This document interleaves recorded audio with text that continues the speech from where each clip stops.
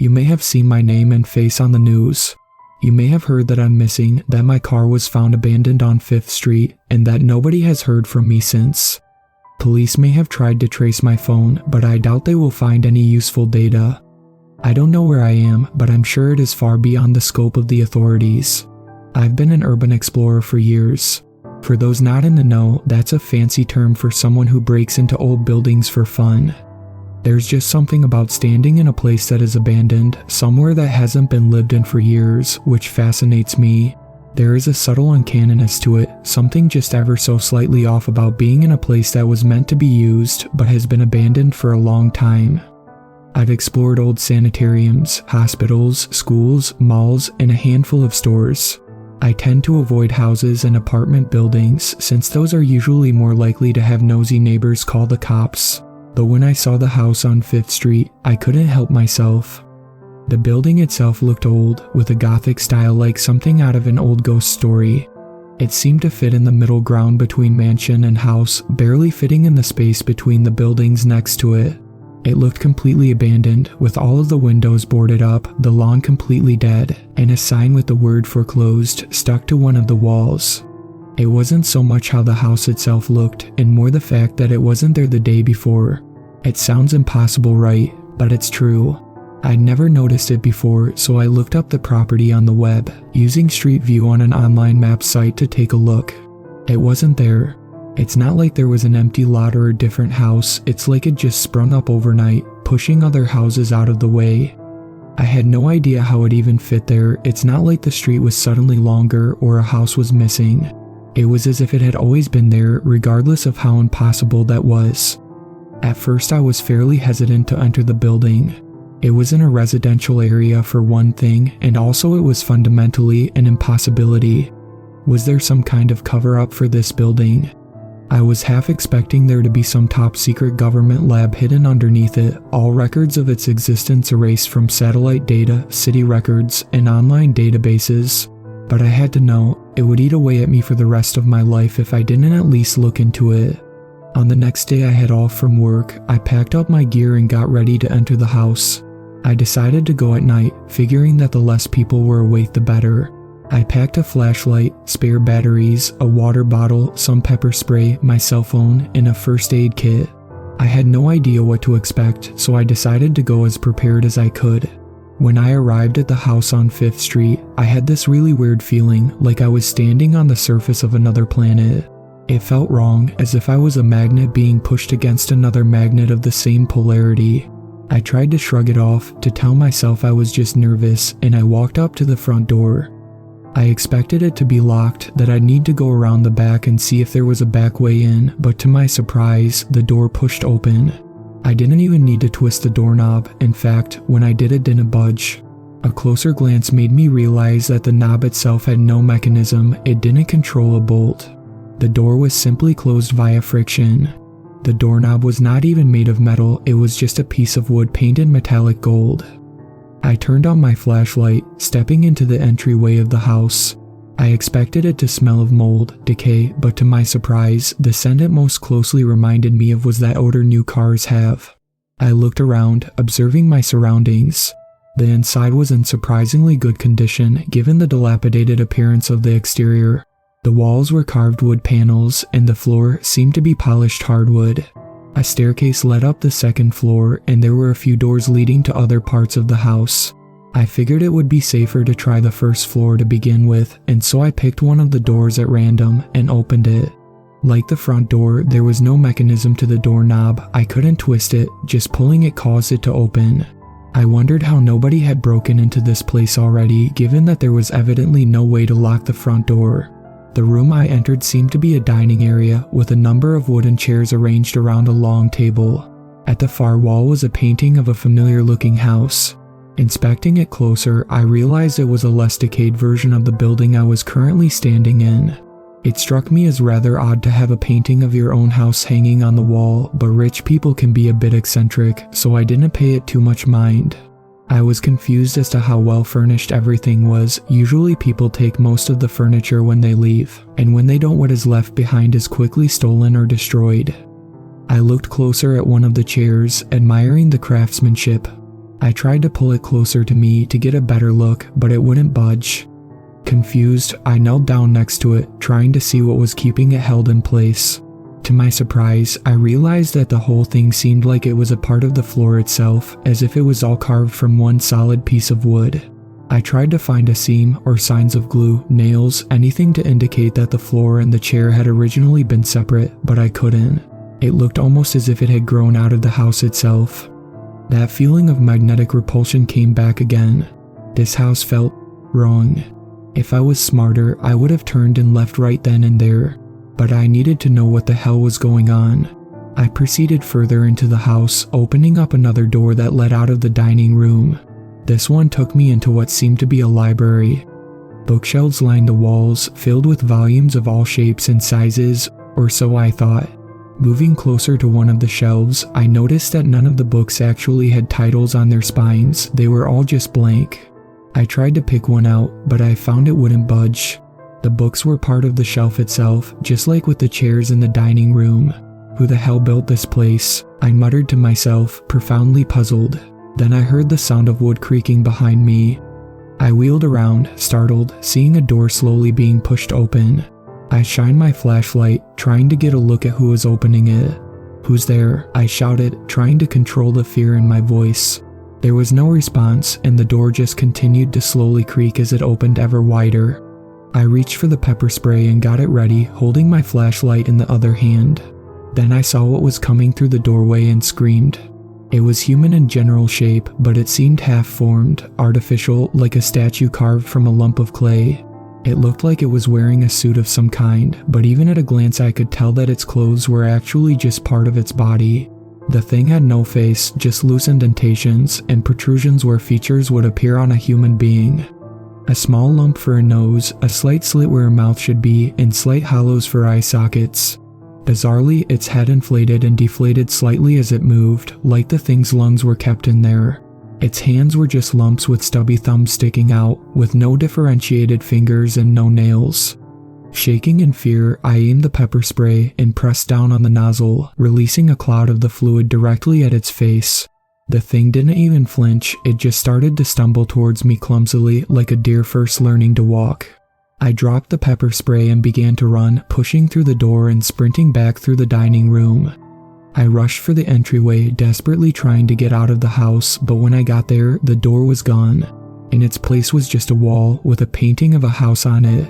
I tried to rip the painting off the wall, grasping at the frame, only to find that like the books and the chairs, the painting was a part of the house itself, seemingly grown from the wall. I could hear more shuffling footsteps coming from behind me. Thinking quickly, I guessed that the thing might have some difficulty going upstairs, so I swiftly ran up to the second floor, taking 2 steps at a time. My heart was pounding, my face covered in sweat. I had no idea what was happening. The only thing I knew was that I had to survive. I had to escape this house. Once I reached the top of the stairs, I peered down, trying to catch a glimpse of my pursuer.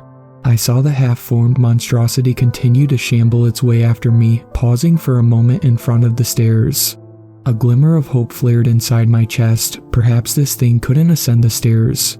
It shuffled away, opening up a door and stepping through, closing it behind it. I sighed with relief, allowing myself to relax just a little.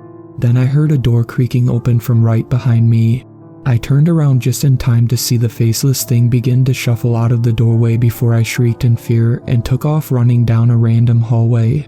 As I fled, my brain began to process details that I hadn't initially noticed, things that I took for granted.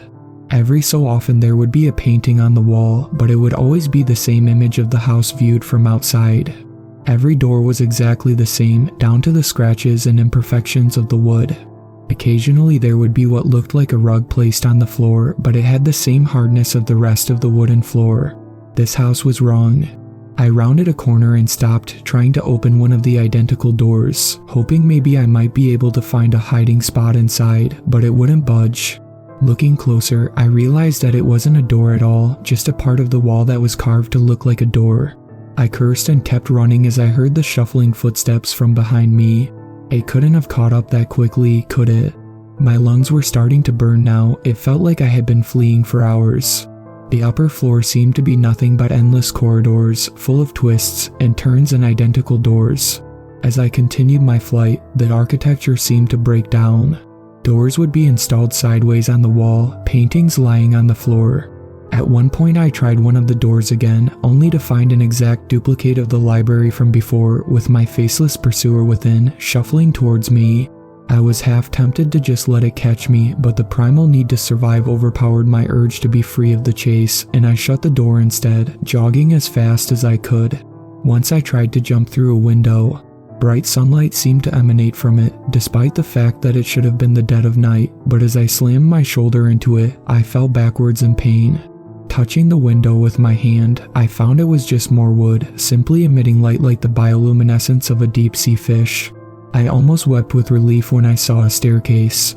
It was a big spiral one, with steps leading both up and down. My heart dropped when I got closer. Peering down, the staircase seemed to descend down forever, a bottomless pit. There were no other landings as far as I could see. Looking up, the staircase further ascended upwards into infinity. The creak of a door opening followed by shuffling footsteps emerged from behind me, and I quickly jerked around to see how far away my pursuer was. It was only about 15 feet behind me. I eyed the endless pit nervously as I backed up slowly, my back pressing against the wooden railing. The bizarre mockery of a human form stumbled towards me, its wrinkled skin barely approximating the appearance of a suit. Its head continued to pulsate slightly as it shuffled. I wondered how the thing could even know where I was, given it had no visible sensory organs to speak of. With each pulse of its head it inched closer towards me, its blobby hands reaching up as if to strangle me. As it was only inches away from my throat, I quickly ducked down and moved around behind it, kicking the thing in the back as hard as I could. The thing was surprisingly heavy, but they only helped it to crash through the wooden railing and tumble down the endless stairwell.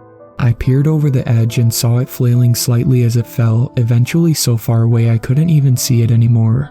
I hoped that would keep it off my tail for at least a few hours. I felt unimaginably tired and started trying some of the doors on the walls, eventually finding a real one that led into a bedroom. There was a 4-poster bed, some cabinets, and of course, a painting of a house. I laid down on the bed only to find that, like everything else in this house, it was simply a wooden replica. My thoughts raced as I tried to understand what was going on here. I began to fully process that this house was bigger on the inside than on the outside. The endless staircase was proof enough of that, as were the seemingly infinite hallways I had been running down. The layout itself could change, given that the door I initially entered from had vanished. I began to wonder if there truly would be any way to get out of this place. I didn't mean to fall asleep, I still didn't feel safe here even without my pursuer, but fatigue set in against my will. I awoke to an uncomfortable sensation of pinching on my legs. I sat up, shining my flashlight, and almost shrieked with fear. The wooden imitation of the bed was starting to grow around me, expanding to cover me like an amoeba consuming prey.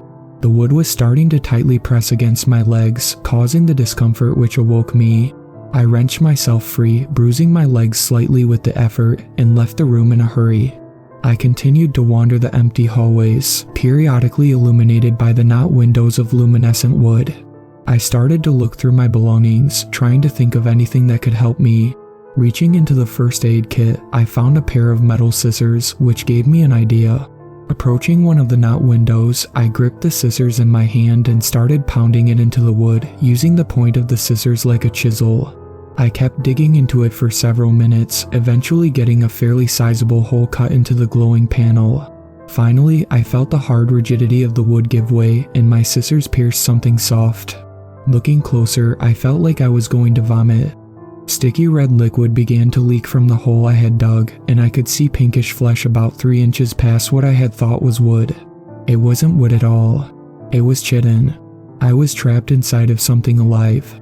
Knowing that I couldn't rest or I'd be absorbed into whatever this hellish mockery of a home was, I just started to aimlessly wander, trying to keep moving. The half-formed humanoid creature didn't come back, so I figured it must still be falling down that stairwell, unable to reach a door to step through and appear behind me. The deeper I went into the house, the stranger it became. The horizontal doorways and paintings on the floor were just the beginning of this place's deterioration into incomprehensibility.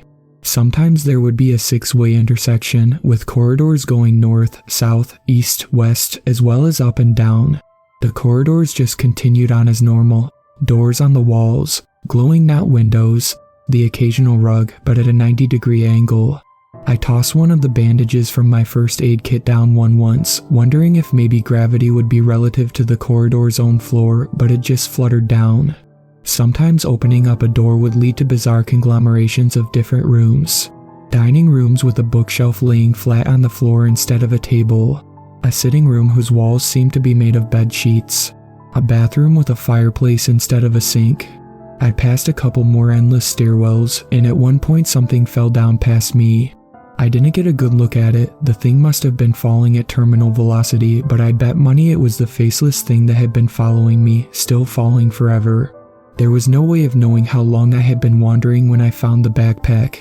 My stomach cramped, my mouth felt dry, and I had long since drank the last of my water. Every muscle in my body ached, and I felt like I hadn't slept in days. More than once I had considered just lying down and accepting my fate, letting go peacefully rather than continuing on.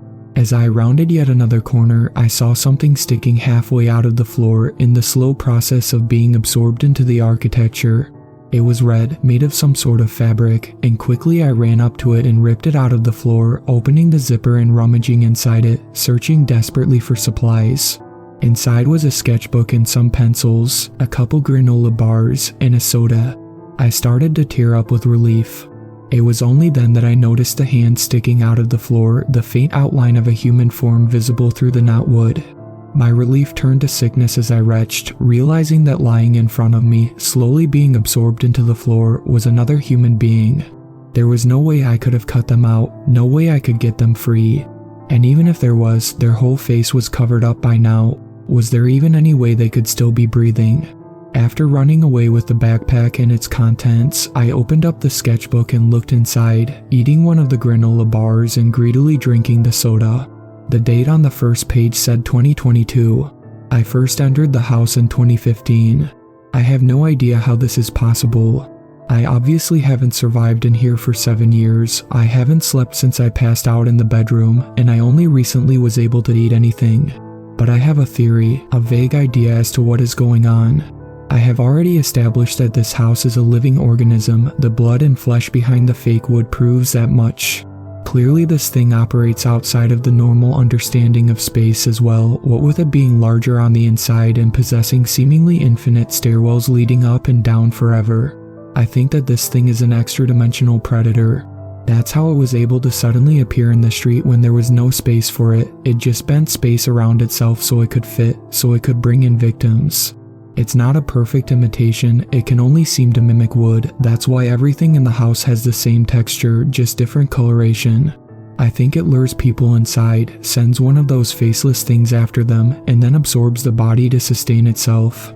I'm not sure how an organism this large can survive just on the occasional urban explorer, but it's the only thing that makes sense.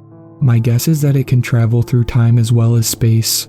I bet that the house isn't there anymore in 2015. It must have vanished shortly after I walked inside.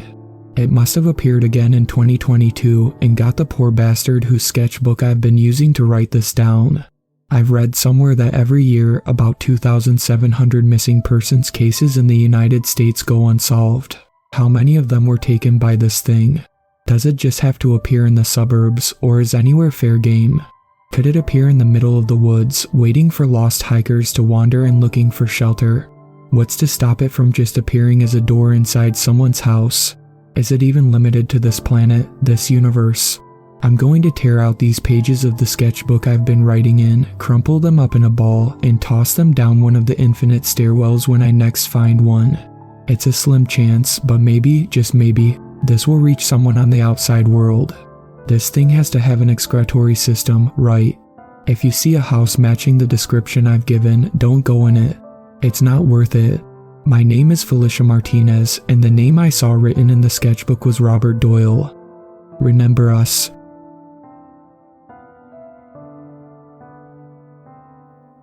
You know that meme about how presidents and governors, after getting elected, look super shell-shocked and stressed the next time they make a public appearance? Like the first thing that happens after you come into power is that you're pulled into a room and told all of the secrets of the world. Well, turns out it's true. As a matter of fact, it's a VHS tape. The 4-hour tape was always a bit of an urban legend at the office. I'll be keeping the details of my role in government very vague, but to be absolutely clear, I am very low level. My role is caked between layers of bureaucracy, and in the grand scheme of things, it's a pretty inconsequential role. When you're working at my level, you're generally not privy to any high-level secrets. Yes, top secret meetings did occasionally happen in our building, but my focus is pretty limited and heavily administrative. So, you do what any other department does when you're in the bottom rung of the hierarchy. You discuss rumors, rumblings, crazy conspiracy theories, and everything in between. It's water cooler conversation for us. Man, I wonder what the folks at the top are doing right now, that kind of stuff. Out of all of the rumors that fluttered around the office, the 4-hour tape was always the one I found the most fascinating. The crux of it, once you reach the highest clearance level, you are sat down and shown this tape. None of us knew what the contents of the tape were, or if a tape like this even actually existed, but it was fun to speculate about it. Most of the time, we found with our little rumors and conspiracy theories that the most mundane answer was usually the correct one. Life, in general, finds a way to surprise us with how boring everything can be. Now, there's something you should know about me before I continue. I am a wimp. I am meek, anxious, and generally restless. I am a chronic rule follower. There is no part of me that wants to dig up secret documents and uncover the truth about what happens at the highest levels of government in our country. So when I discuss the events of 4 nights ago, please be mindful of that. I didn't ask for this, and I am only sharing because I don't know how much time I have left anyway. And I can't live with this stuck in my conscience alone. It was nighttime at the office. I'm known to be a bit of a chronic workaholic, and there was something I really wanted to get done before the week was over, so I was working later than usual. I went to print a document on what I thought was the printer in my immediate vicinity. The notification on my computer showed that my document was being printed, but I didn't hear any noise or paper coming out from my local printer. I checked the name of the device I selected, and it looked like I'd accidentally clicked on a printer that was being used on another floor. I sighed. In any normal circumstances, I probably would have just forgotten about that mistake and reprinted the documents on my local printer again, but our general management here is quite stringent on us making sure that all confidential documents are accounted for. We are not allowed to share department-specific documentation to other departments. Fuck it, I thought. I looked up a map in my inbox showing the locations of all of the company printers. Turns out, I accidentally clicked on the printer named Prince Charming on the 7th floor. Interesting. Funny name. Off I went. I really should have just let it be. I got to the elevator and rode it up to the 7th floor. I emerged onto the mostly empty office area. In case you were wondering, the building I work in is huge. But I worked there long enough to know my way around it, so I knew the area surrounding the printer relatively well.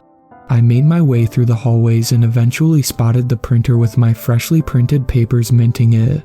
I gave myself a mental pat on the back for continuing my lifelong streak of following the rules. As I went to grab the papers, I noticed some light buzz in a meeting room nearby. I looked through the window to see roughly 10 people hanging out around a snack table. In the room was a large old-looking TV on a cart and rows of some of the fanciest folding chairs I'd ever seen, organized in a neat fashion. I didn't think much of it and started walking off until I heard the door open. Hey, Mr. Boskowitz, right? Jesus man, we were supposed to start 15 minutes ago. Get in here. What? No, sorry, I think you have the wrong. I don't care why you're late, just get in here, grab a plate of snacks and sit down, we're starting soon. Put your phone in the bag, electronic watch in the bag, and anything else on your person that can be used to record audio or video, he responded hastily. Something about his sternness and tone short-circuited my brain. For guys like me, there is a third option beyond fight or flight. It's called the just go with it until it's over, also known as the captured rabbit strategy. I put my phone and my watch in the bag. I meekly tried to butt in with another "Sir, I'm not Mr. Boskowitz," but he had already pulled me into the room at this point. He closed the door and walked to the front by the TV. I thought about making a break for it, but I decided to just see it through at this point, hoping deep down that whatever was happening was as inconsequential as my job was. Everyone had their snack plates and were heading to their seats. I awkwardly grabbed a muffin from the snack table, put it on a napkin, and took a seat in the very back row. Everyone was spaced out from each other. It didn't seem like any of these folks knew one another.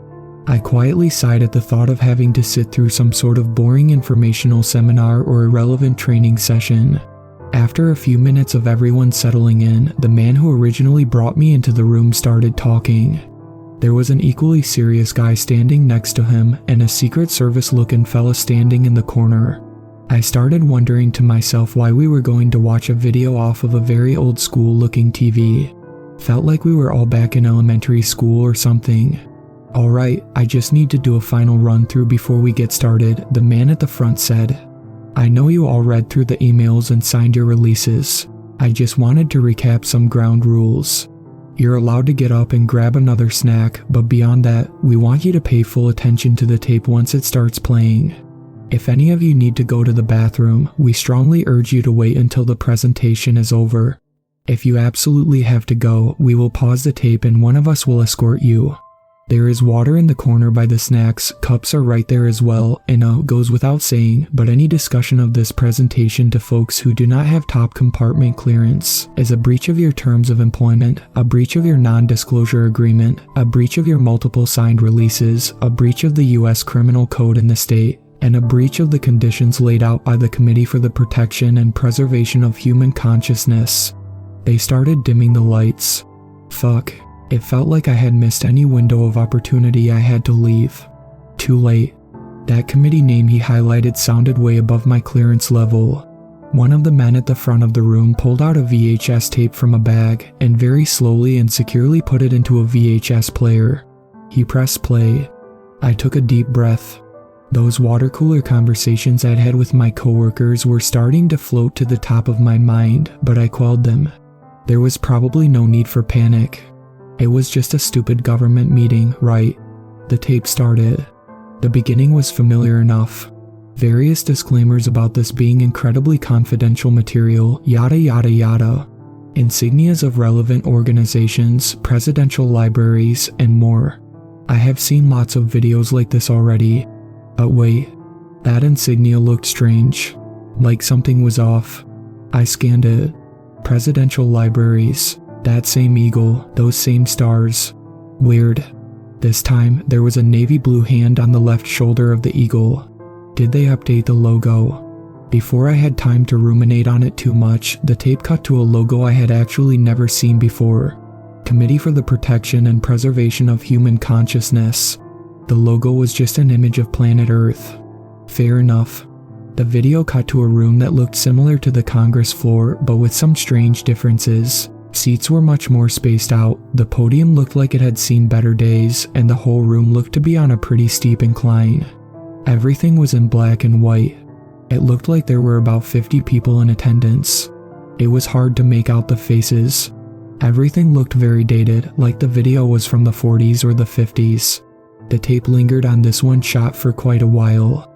Minutes passed.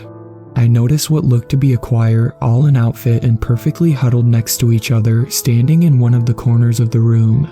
It really felt like I shouldn't have been seeing this. None of this was meant for my eyes. After a few more minutes, the tape abruptly cut to an awkward angle video of a man speaking at the podium in the room. It was too zoomed in, enough that you couldn't see his eyes or his hair. It didn't look all that professional. I couldn't tell who it was. He spoke. "Members of the Committee for the Protection and Preservation of Human Consciousness, I thank you all for coming tonight. We are lucky to be in the good graces of our visitors today. Without rehashing our painful history," the tape cut to a camera slowly panning over all of the faces of the folks seated in the room. The attendees looked pained. The man continued his speech as the camera continued panning over the committee. "We can acknowledge that the journey to this moment has been an arduous one. I am pleased to say that humanity, faced with a dire ultimatum, has come to a majority decision. To our esteemed guests from across the solar system, we are thankful for the opportunity you have given us to negotiate with you." I felt adrenaline. Fuck, we had made contact with extraterrestrial life. This was the truth. Maybe, like the saying went, the truth would set me free.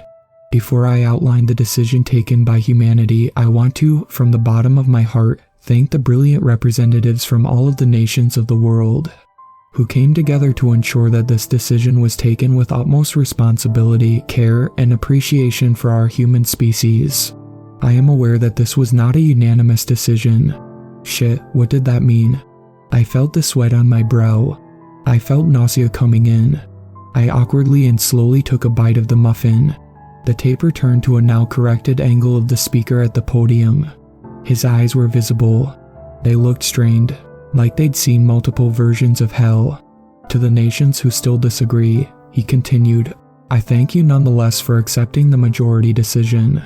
May this moment, which will be held in secrecy throughout the rest of time, be appreciated as a critical milestone for human civilization. Tonight is not a victory. It is a dark moment. However, we were faced with two options: extinction or accepting the agreement. We made our choice, and I believe time will show that this was the right decision. What was this? I hereby announce that we accept the agreement provided by our special guests, who have chosen to go by the name Redacted. That intergalactic species known as Redacted will allow humanity on planet Earth to continue to populate, grow, and innovate. In return, all governments of the world will honor the promise. He needed to spit it out. What the fuck was this agreement? We will not be covering every element of the agreement in this session. I will, however, highlight the main points. At this point, the video showed the man at the podium looking down. He was reading off of something. For the first time, he looked nervous, scared. I saw some humanity in him. We honor the agreement that Redacted hold the right to visit planet Earth on a recurring basis. They will be allowed to consume, for the basis of nourishment, a majority of the human population on planet Earth. After every visit, the remaining humans on Earth will be expected to breed and grow to capacity in time for the next visit. We acknowledge that we will maintain a parallel history which will be shared with our world's population to ensure that humanity stays motivated to continue existing as a species. This parallel history may suggest that mass extinction events are the results of man-made folly as opposed to the work of external forces.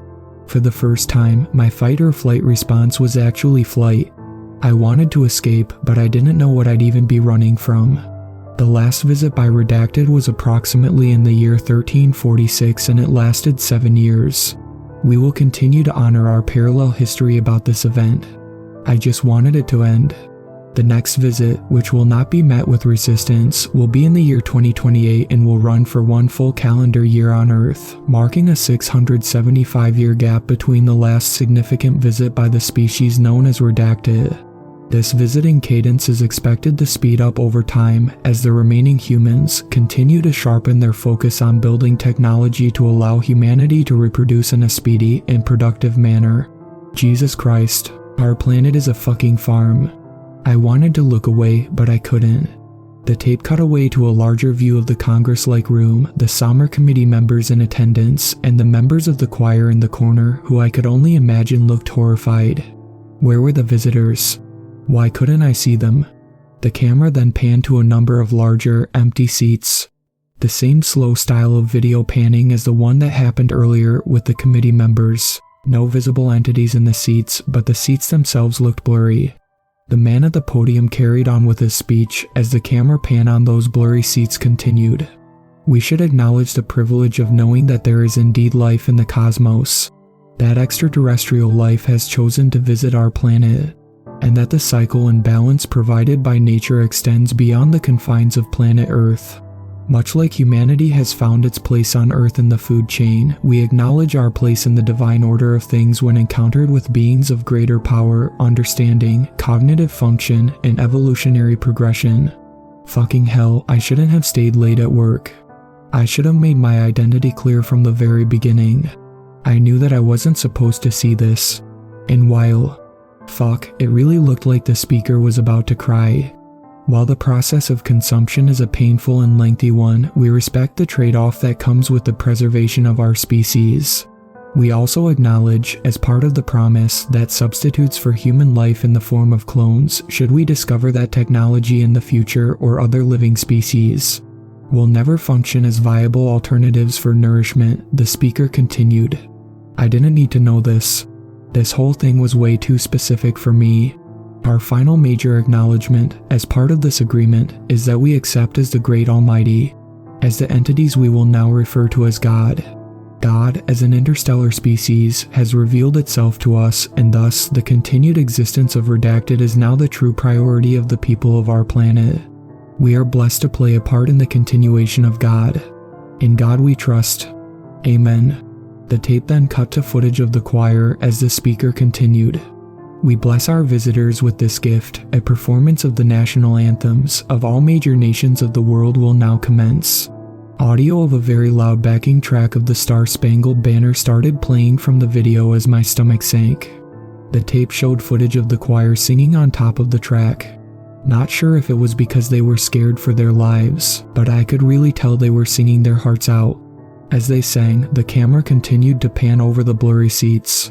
They finished singing the anthem, and suddenly, fast forwarding. Fucking hell, I had forgotten I was sitting in a room. I had disengaged from the video for a brief moment. I had mentally returned to the present day. This was our world. This was our fucking lives. The men at the front continued fast forwarding through the tape. It looked like they were skipping through performances of the other national anthems. The fast forwarding went on for a while. Every small while, it looked like a new choir group was entering the Congress-like room to sing a different national anthem. On and on the tape went. I had to fight the urge to pass out. One of the men at the front of our room, standing next to the TV, started speaking up. We are legally obligated to get to the end of this tape, but you don't need to look at the rest of it. Please feel free to look down, or close your eyes, or grab a snack, he said. I noticed the others seated in the room were taking that advice. Most of them decided to look straight down.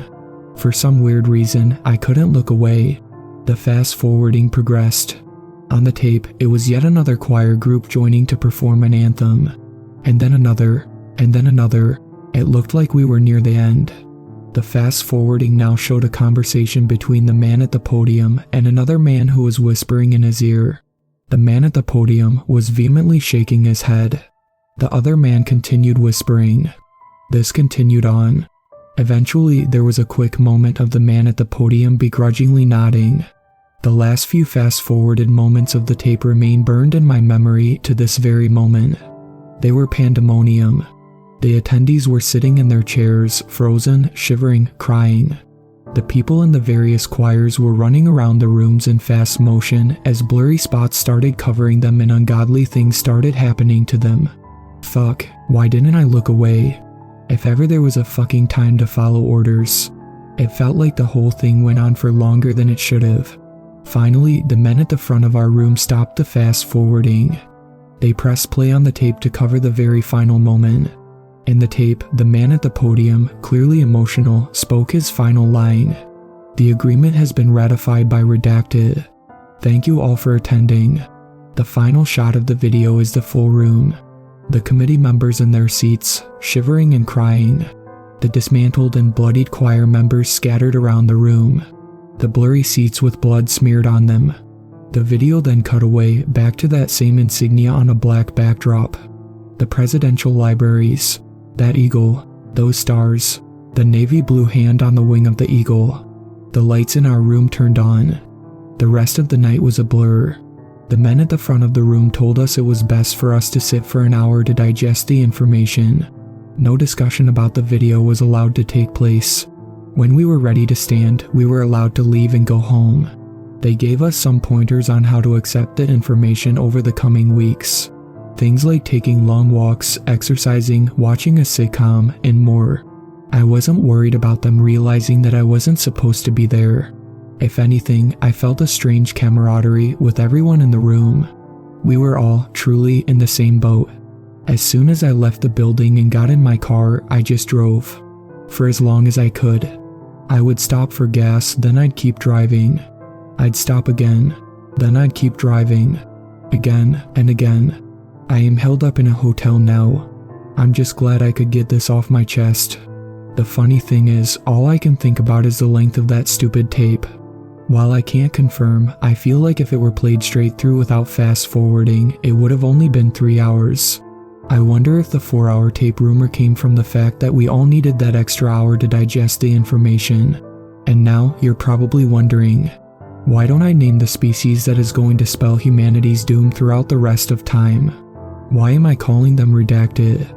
Well, as the self-appointed leader of the committee for the acknowledgement that we should have just chosen extinction, I don't feel the need to honor our captors by calling them by their name. If I don't see you again, I appreciate the water cooler conversation. Space, the last frontier. Over the past decades, mankind has made leaps in discoveries of the universe. Landing a man on the moon, the discovery of super-Earths, gigantic stars, and everything up to the scale of the observable universe. But what if I told you that space ended much closer than we are led to believe?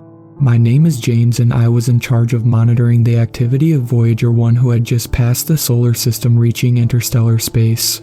All was going fine until we noticed its speed began to slow down, slower and slower each day, and then one day it had just stopped transmitting data. We didn't know what to make of it, but concluded that a meteor had collided with it, destroying the satellite, which was depressing news for the scientific community. But just before it cut off, it had captured a final recording, which we could not transmit on our end, but the satellite was still partially active since its GPS was still active, indicating its last position. This satellite was too important to not recover, and at this time NASA had developed a spaceship capable of traveling to the edge of the solar system in 1 year. So, I along with a few colleagues volunteered for the recovery mission. Me, Johnson, a former Marine, Lindsay, and Professor Winston, who was one of our best scientists, but also a man of Christianity too. He believed the findings from space was part of God's amazing creation of reality and sought to understand it beyond religious teaching. We went through months of training and found ourselves in the cockpit of the spaceship getting ready for the journey. Fast forward, we all are getting ready for our cryo sleep. Lindsay was the last person I saw, and she said, "See you in a year, James." She had such a beautiful smile that I felt at peace before drifting off into my slumber. As I awoke from sleep, we arrived and we could see the vast celestial bodies. It was beautiful. Professor Winston said, "There she is, everybody, Voyager 1. Well, what's left of her, that is." Lindsay said, "That's strange. Doesn't look like it got hit by a meteor." I agreed. The satellite was not in good shape, but it appeared similar to a car getting a dent and a collision with a meteor. I got suited up and was ready for the spacewalk to recover the Voyager's data. I radioed to my colleagues, "Everything checks out, guys." They gave me the green light and I was on my way. It was very odd being out this deep in space, the cosmos, stars, and everything just looked so vast, not to mention the darkness even. With floodlights, you just felt so small out there. I approached Voyager 1. Couldn't believe it made it this far since 1977. Strange, however, as I looked onto the vastness of space again, the stars and celestial bodies appeared different, as if I was looking at them from a different angle. My colleagues then radioed, "Everything all right out there?" I replied, "Yes, sorry, just got distracted is all." I recovered the Voyager's data and brought it back to the ship. We then downloaded the data onto the computer and got the video feed going. It was about 1 minute of footage before the Voyager met its end. It was going through space like normal, and what happened next just didn't make sense. It's as if the Voyager just hit an invisible wall, then the video went black. Johnson said, "Must be a glitch in the feed." Professor Winston, "Maybe it was the meteor and we just couldn't see it on the feed." Lindsay replied, "No, it definitely bounced off something." I spoke, "I'm going back out there. If it is some sort of invisible wall, we can find out for ourselves." Lindsay looked at me with a look of concern. "James, just be careful out there, okay?" I said, "I will be fine, don't worry." I went back out for a second spacewalk and made my way to where I thought the wall may be. Sure enough, when I reached my hand out, it pressed up against an invisible wall. What was even more creepy was the celestial bodies I saw before. As I approached the wall, they changed angles as if I was looking at a drawing on a piece of paper and moving to the side only for the image to disappear. I grazed my hand around, and where there should have been a star, my finger went right through like it was a hole in a box. I yanked back my hand out of instinct, my heart racing ever so slightly. I said, "What, guys, did you see what just happened?" Lindsay replied, "Oh my god, those aren't stars, they're holes." Even the celestial bodies which stretched out to a vast distance were flat to the touch, with more holes in place of stars. Then my hand hit something that sunk me in deeper, as if I hit a hidden door. Then a portion of the wall moved and nothing but white light was shining through. It was about 10 feet tall, big enough for anyone to go through. Professor Winston spoke. "My god, this is amazing. James, this goes beyond anything we have known about space itself." Johnson spoke. "Did he just find a doorway into another universe?" Professor Winston said only 2 words to me: "Go inside." Lindsay quickly replied, "What? No, are you insane? We don't even know what's beyond that. We could lose James for all we know." Professor Winston said, "Lindsay, please, this could be the next page into the history books." They began to argue over the intercom when I interrupted and said, "I'm going to check it out. If I don't come back in 5 minutes, pull me back out." Lindsay said, "James, you better not get lost out there." I replied, "I won't, Lindsay. I still have that dinner to take you to." I saw her smile on the screen of my visor as she said, "You better now go out there and make history." I turned my front camera on, took a deep breath, and stepped into the light. It was white, pure white. The only thing that wasn't was the dark square form which I entered. I kept walking until I hit the extent of my safety cord that connected me to the ship. I returned to the ship and convinced everyone to suit up and make our way to the doorway. Lindsay decided to stay back at the ship and kept in communication with us. Somehow our radio still worked on the other side. As we were in space, we had these devices connected to our suits that expelled little bursts of air to push through space. To not be limited by the safety cord's length, we made our way without that and entered the doorway. Immediately we noticed a change in gravity. We were no longer floating, it felt as if we were back on Earth. We decided to continue to walk and suddenly we saw someone standing in the middle back face towards us, wings stuck out of its back, and we froze. Lindsay spoke to the radio. "Is that an angel?" Professor Winston shouted out, "Hello." Then it spoke, "I see, so you have crossed the waters." Johnson replied, "Waters? Who are you?" The angel-like creature turned around, eyes covered its body from head to toe that put a chill down my spine. "You shouldn't be here, you know. There's a reason why that wall is there in the first place." Professor Winston replied, "My goodness, what is this place? Heaven." The angel spoke, "Indeed." It then morphed into a human. The angel spoke, "There, I hope that helps. Our true forms can be quite frightening to you humans." I said, "Wait, so this place is heaven and that wall back there separates heaven from our universe?" The angel replied, "I guess I do not have to explain that part now, do I? Tell me, did you come looking to find God?" I replied, "It was honestly by accident we found this place." The angel replied, "I see, well then would you like to meet God?" I paused for a bit. That's when Professor Winston replied, "Yes, please can you take us?" The angel gestured as if for us to follow him. Lindsay spoke to my intercom, connected to only my helmet. "James, be careful, something doesn't seem right here." We entered some sort of room with chairs and were told to sit here while the angel left down some sort of hallway. A few minutes later it came back and took Professor Winston with it and told Johnson and I, "Please wait, as God will be meeting you all one at a time."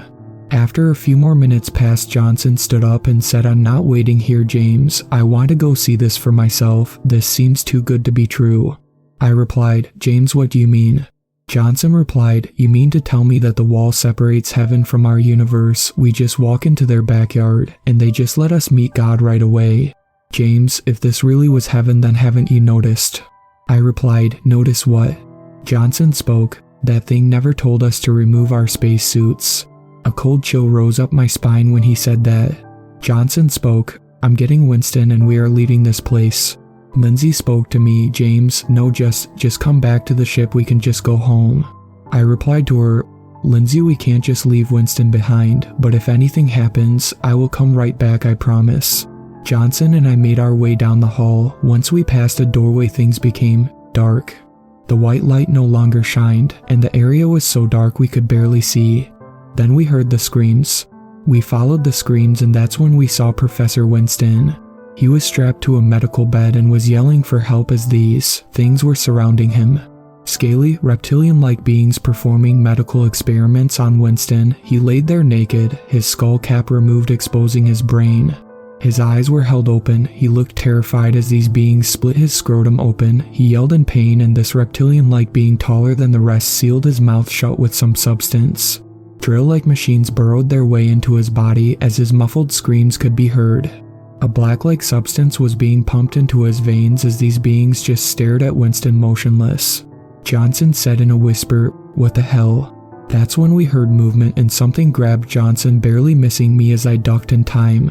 It was this alien-type being. Johnson tried to fight it, pulling out a knife, and stabbed the alien in the eye. It shrieked, dropping Johnson. He was about to run back to me when the tall reptilian creature grabbed him and ripped his helmet off and threw him back into the room with Winston. The other beings began to drag him to a table as he screamed, trying to fight them off, but it was hopeless as he became overpowered. I wanted to help him, but even now thinking about this, it was useless. The other reptilian-like beings saw me too and were approaching as I made a run for it. Running in a spacesuit even in normal gravity is hard enough, but adrenaline does wonders. I made it into the doorway, leading me back into the light as I frantically looked for the black square that led me home. As I ran, I saw it began to close. I ran so hard, faster than I ever thought possible, and slid right before it could enclose on me. I made it, but then the doorway began to open again, with those creatures not too far behind. I quickly tried to close the doorway the same way I opened it, while Lindsay urging me to hurry. "Hurry, James, you have to close it." I pushed around the doorway hoping something would happen, and just before those things grabbed me, the door closed. Nothing but silence, no thud, no banging, just silence. I just floated there in shock when Lindsay's voice brought me back. "James, we have to leave now." I finally made it back to the ship, nearly out of breath due to the oxygen in my suit at its limit. Lindsay gave me a hug and said, "You crazy son of a bitch, thought I was going to lose you too. Now let's get the fuck out of here." We set out coordinates to Earth, and just like that, we returned home. We officially told NASA that the data from the Voyager 1 was corrupted. As for the other two men, their security cords broke off, and we were unable to rescue them. There was no way in hell we were going to tell them the truth. For the greater good of mankind, there are some things humans are not meant to know. I still have nightmares thinking about it. Sometimes I look up at the stars and wonder if maybe it was just a dream, convincing myself that what I knew of space and the universe was normal. Lindsay and I ended up getting engaged, had a family, and moved far away. One night I was at my cabin with the family and went outside to smoke a cigarette. I was outside for a few minutes when I dropped my cigarette. I saw a light flickering in the sky. It's getting closer. I think they are coming for me, and maybe for you too. The Great Pacific Garbage Patch seems to be changing, but not in a good way. It's not because we've gotten more eco-friendly. Years ago I volunteered to help out on a cleanup expedition. I was fresh out of college and came from a family just rich enough to let me put off seeking a job for a few years. There was one certified marine biologist and her group of trainees along with 2 seasoned oceanographers. Then there were us volunteers. We were confined to the lower decks. The crew of the trolley was an almost stereotypically salty group who liked getting paid, that hated dealing with a group of college-aged eco-warriors. I didn't blame them. Caring about the ocean honestly came second to me. I was there because I thought the marine biologist was super hot. She was in her early 30s and she already taught at university. I took one of her classes about deep sea ecology and loved it. But mostly, I loved staring at my professor in her form-fitting pants. I was just a horny scumbag who was hot for my teacher is my point. She was married of course, but that didn't stop a small army of 20-something dudes, myself included, from trying to hit on her. But anyway, she put together this expedition with her friends in oceanography. The university thought this ocean cleanup would be a great way to gain goodwill, and all they had to do was provide some eager students with some experience. For those who don't know, the Great Pacific Garbage Patch is exactly what it sounds like. Humans dumping garbage, primarily plastics, into the oceans cause this. Trash from nations all over the Pacific gets caught in those underwater currents which carry it around, until a lot of it gets caught up in this one spot, where the currents meet in a sort of trash vortex, which is currently twice the size of Texas and growing. It's not a trash island though. A lot of the trash sinks to the bottom. The rest just turns the water soupy. Most of it is floating plastics. There's debris from Japan to the US. It's bad enough for sea life as it is, but all that plastic is dissolving and becoming microplastics which flow all over and poison everything. Fish eat it or inhale them, other things eat the fish, including us. It's all very bad. There have been a few efforts to clean the patch, but it's an uphill battle. Ours was just a small volunteer group of college kids. All we were doing was hauling mounds of trash aboard that we planned to sort through and catalog. My hot professor and the oceanographers were also taking tests of some sort. I chatted up all the pretty girls I could, only pretending to care. We sorted through this weird muck, the occasional disgusting carcass, plastics, trash, and seaweeds for a few days. One evening, I snuck above deck because I heard the professor was performing a dive for something, and I was hoping to catch a look at her butt in a form-fitting wetsuit. I was such a pervy little shit. By the time I made it, she was done with her dive and discussing something with the crew of the ship and the oceanographers.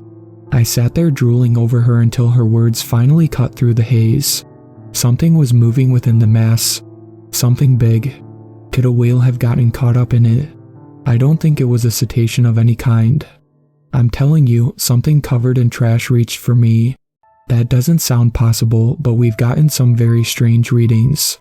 Some sort of biological marker, something warm in all the trash. What could it be? What could survive? I don't know. But I'm not sure this expedition was safe. We were all cut off when the entire boat lurched. Everyone, from seasoned sailor to idiot collegian, was knocked off their feet from the sheer force. My dumbass, who'd been pretending to be a sailor and casually leaning on the railing so I could steal side glances, was damn near thrown overboard. The railing bruised my chest and I scrambled to grab something before I tumbled over. I managed to entangle myself in some rigging and fishing nets before the rest of me tumbled right over the edge. I held tight even after I smacked into the metal hull. I immediately began screaming for help. My professor reached me first, struggling to her feet and racing to grab hold of my arm. A few sailors were right behind her. Soon I was safe from falling, but still dangling over the side. I risked to look down into the waters. Somewhere beyond the soupy plastics, I saw something move. It was this massive thing that I could barely see, as its color matched the seas around it. It was hard to get a good reading on just how big it was. Just because the water was murky, the daylight was fading, and I was a bit panicked at the time. As I watched, it descended into the murk. "I think a whale hit us," I called, as the sailors and my professor worked to drag me aboard. "Ain't no whales round here this time of year," replied a sailor. "I saw something under us too. It looked big. What else could it have been?" I was momentarily distracted. The professor pulled me aboard in such a way. Let's just say I was happy with where my eyes ended up.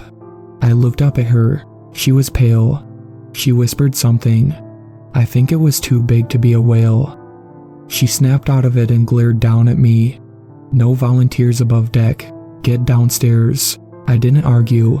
The whole ship was in panic. I helped clean up spilled equipment, food, and people for hours. I overheard the professor talking to her colleagues. "This isn't safe. If that was an animal, it couldn't have been. It moved on its own. Whatever. This wasn't safe. We need to get the kids and the volunteers home. We should run tests on all the samples we collected." So the next morning the boat's crew turned us around and started the journey back home. My professor and the oceanographers were especially interested in all the muck we collected, as well as the various bones. I heard them say something about excretions. "Gross. Have we been sifting through whale poop?" asked one girl. Someone else used the word stomach lining and digestive enzyme. What the hell is all this digestive system talk doing around piles of plastic and trash? Days later, we were back on the shore. The students got their credits, the university got to say in ads that they offered oceanography excursions and cared very deeply about the sea, and I got to hang out around my hot professor and some pretty ladies. I almost stopped thinking about everything and I went back to my life. That was all 4 years ago. I could have stopped caring then. But something about the night of my professor's dive, about her words, and the thing I saw in the water when I almost went overboard kept coming back to me. So I've been keeping an eye on the data about the Great Pacific Garbage Patch. On the surface, it looks like the patch has grown, but my old professor has been posting her findings. The mass itself is growing, but the plastic content, that mysteriously seems to be decreasing. In some ways, I've been going over what I can remember. People who understand marine biology more than I think there was way too much organic matter within the mass. They thought some of it was plastic excretion and some of it was something like stomach lining. I remember some of my professor's lessons. Some sea animals, like starfish, hunt by expelling their stomachs, using it to grab food and pulling it back in to digest. I know how it sounds. It sounds like I'm implying some sort of mutant starfish monster is eating plastic. At first I thought, great, nature mutated us a creature to help solve the plastic problem, right? But the whole thing has me uneasy. I sent my professor a message asking if my theory about plastic-eating animals could be true. To my surprise, I got a reply. A very detailed, cryptic reply. Dear John, I shouldn't be answering you. Several organizations and governments have sworn me to secrecy, but I'm scared. I came to the same conclusion. Some friends of mine collected data from the other part of the patch near the Philippines. They found the same biological marker within the organic compounds they collected. If there's some new species, it's present all throughout the garbage spread. The excretions we found contain plastics broken down to nearly a molecular level. I have no idea what anything could gain from plastic, but something certainly seems to be consuming it, breaking it down, and excreting it. It's leaving clouds of even more dangerous microplastics. It doesn't seem to mind consuming sea life either. You remember the bones we hauled aboard? They were partially digested too. She posted some charts detailing migration patterns of sea life. As you can see from this chart, whale, dolphin, and almost all of the migration patterns have changed rather drastically in the last 2 years. They are swimming hundreds of miles off course to avoid coming into contact with the garbage patch. I don't think it's the plastic they're avoiding. My superiors want me to stay quiet. I don't understand why. There could be a biological marvel evolving right before our eyes. Cryptic, right? I sent her a response back, wondering what she thought this new species was. For a long time she didn't reply. I got a response yesterday, and it's the reason I decided to post this. Dear John, my friends in the Philippines finished their test. The DNA matches my own data. Not just like it's the same thing. 99.98% chance the substance came from the same entity. She linked an article about a cargo liner that disappeared mysteriously while traveling from Japan to Hawaii over a month ago. It was hauling industrial plastics. Seems it's searching for bigger sources of nourishment. Nature doesn't eat plastic. What could it possibly gain? None of our studies can figure out what it's taking, but it's taking something. Its DNA is like nothing I've seen before, but it seems to have some things in common with cephalopods. Perhaps a cuttlefish or a squid. She linked to some other data she collected. According to the professor, the plastic content of the trash vortex of the patch appears to be decreasing exponentially, but further study revealed that plenty of plastic content is still there, it's just smaller. In the last month, almost a third of the content either disappeared or was reduced to microplastic soup. I could only reply with "What do you think it means?" She didn't really answer that. She just said a significant amount of microplastic excretion is turning up outside the patch. It's moving. We don't know where it is. The muck it leaves behind. We're still studying. Just for the people that might not be following, a garbage mass bigger than the state of Texas had a third of its contents broken down in less than a month. Debris from those contents is cropping up all over. We don't know what's causing it. Whatever it is turning the toxic amount of plastic waste in the sea into even more dangerous microplastics, and now it's leaving the garbage patch. My professor thinks whatever caused this phenomena is a single entity that closely resembles a cephalopod, and it might be responsible for the disappearance of a 300-meter cargo ship. Whatever it is, I think it's far too late to stop it. Edit. The transcripts of our emails disappeared. I can't get in contact with my professor. She said she was sworn to secrecy. She might be in trouble. There's not much else I can do. What could an organic creature possibly gain from plastic? Watch the ocean. Let me get this one thing straight. I'm sorry for what is about to happen. I really am. Just think of this as a heads up for what's to come next. What is to come for the discovery we have made, and that it was probably best if we didn't come into contact with any alien beings. Before I get started, allow me to introduce myself. My name is Jonathan Summers, and I am formerly a researcher and astronomer working for NASA. At that time, I was working within the Deep Space Network facility while keeping track of the James Webb Space Telescope. I was working with my colleagues James Brown, Mason Park, Ashley Windle, and last but not least, our supervisor Anthony Vincent. We were basically a skeleton crew, and due to budget cuts, we couldn't hire more workers. Throughout my years, I've kept track of various signals from outer space while the telescope provided us with vast and beautiful images of our galaxy. It was breathtaking, such a magnificent sight of what the heavens could offer. My colleagues and I, along with our supervisor, were awestruck with this. Back in the early 2010s, we managed to pick up signals from planets within our solar systems, as well as moons. It baffled us that such celestial bodies could produce sounds. Even our own planet has a tone of its own, regardless of the fact no sounds could be heard in space. Why am I telling you all of this? Well, this is where I begin my story. We haven't picked up much else at first. It was all the same while the telescope kept us interested with more and more beautiful pictures of our galaxy, and we got a picture of the black hole in Sagittarius A from a distance, even though it appeared faint and blurry. But that was still better than nothing out of the ordinary. That was until, in July 6, 2022, the telescope provided us an image of a planet which appeared 156 light-years away from us. The planet didn't look like much at first, but then we noticed hundreds of tiny white lights or dots on it as we got a more clear view. My colleague, James, asked if we had just found potential life in the galaxy. I thought the same thing as well. We all did.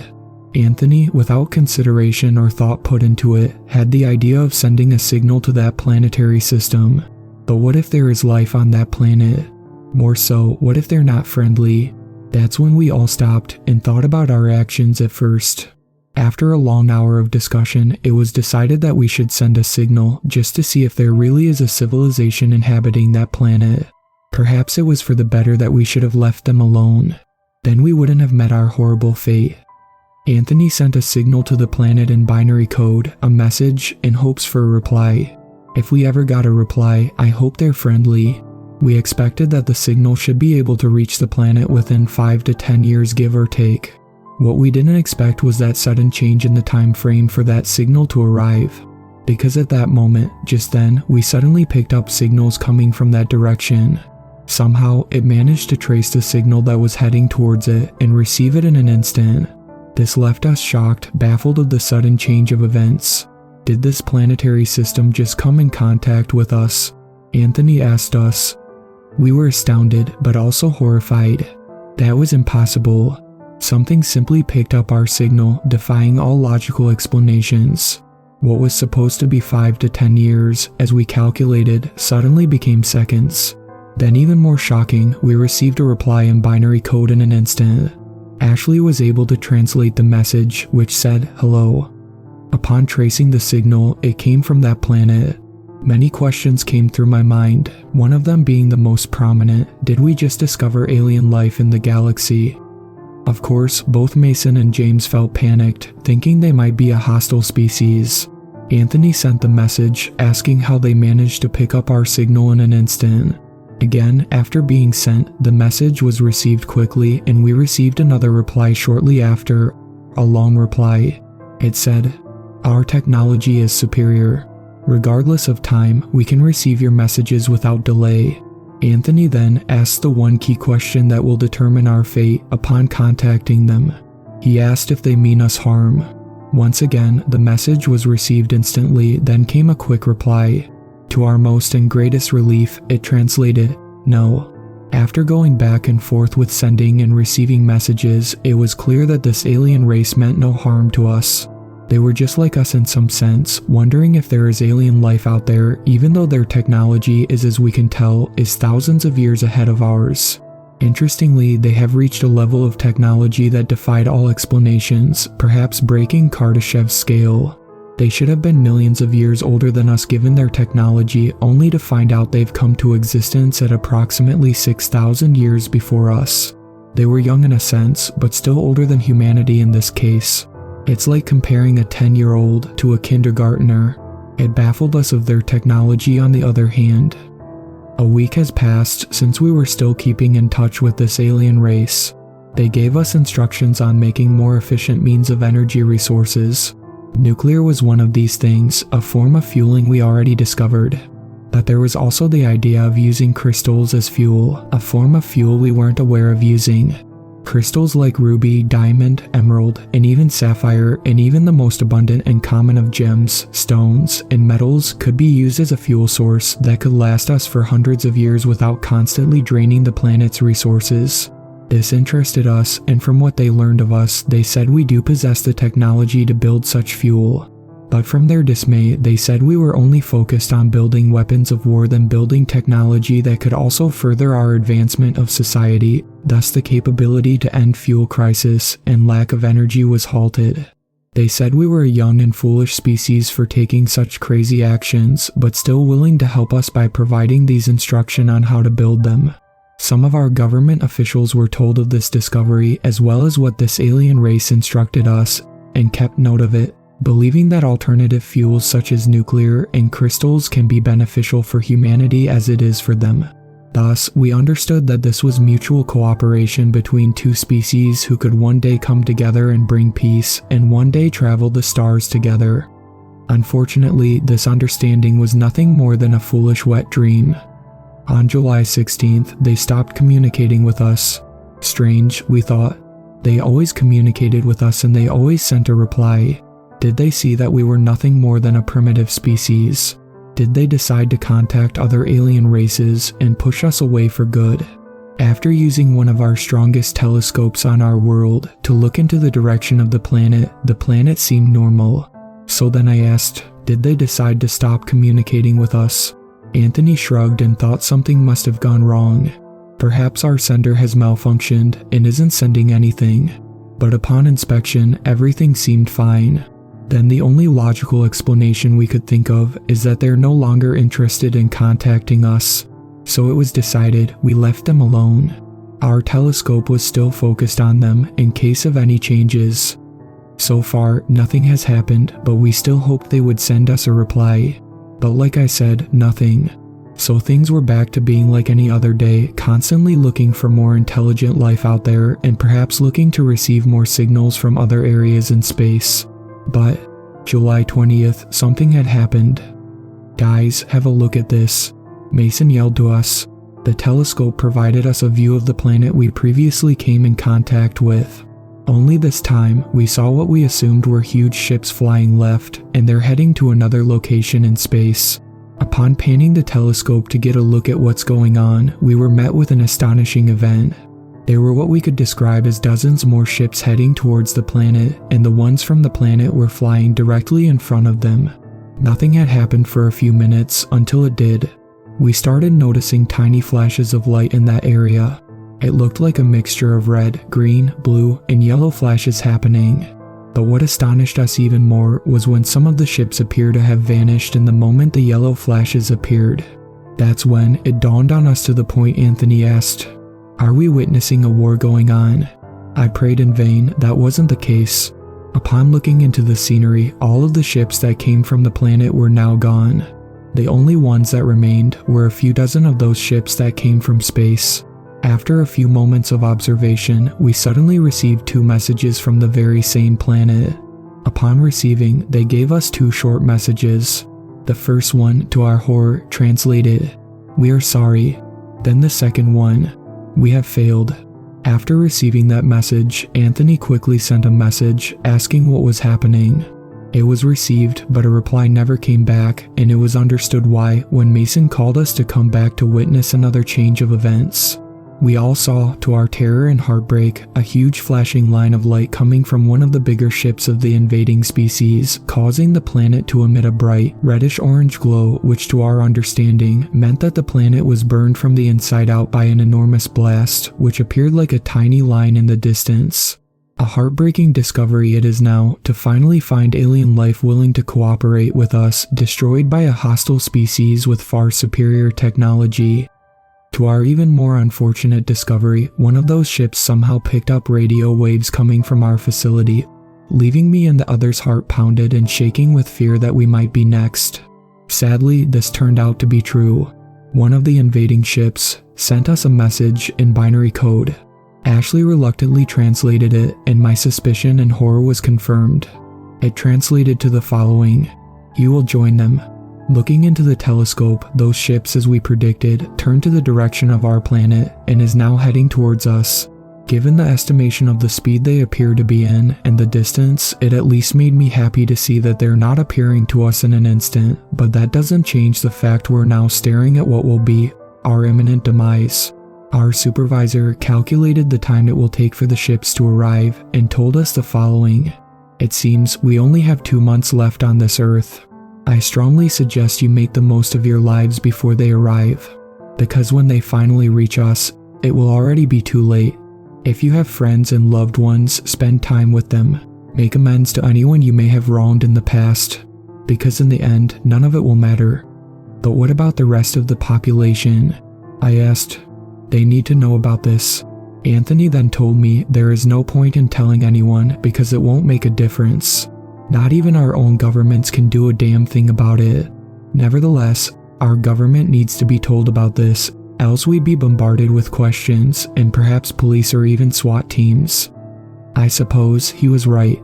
We all wept in tears before shutting down our facility and informing the government. They understood the gravity of the situation and decided not to speak publicly about this. So now you may be wondering, why am I telling you this if I'm supposed to be hush-hush about it? Because like they said, there is no point. I suppose this also means there is no point in hiding it too.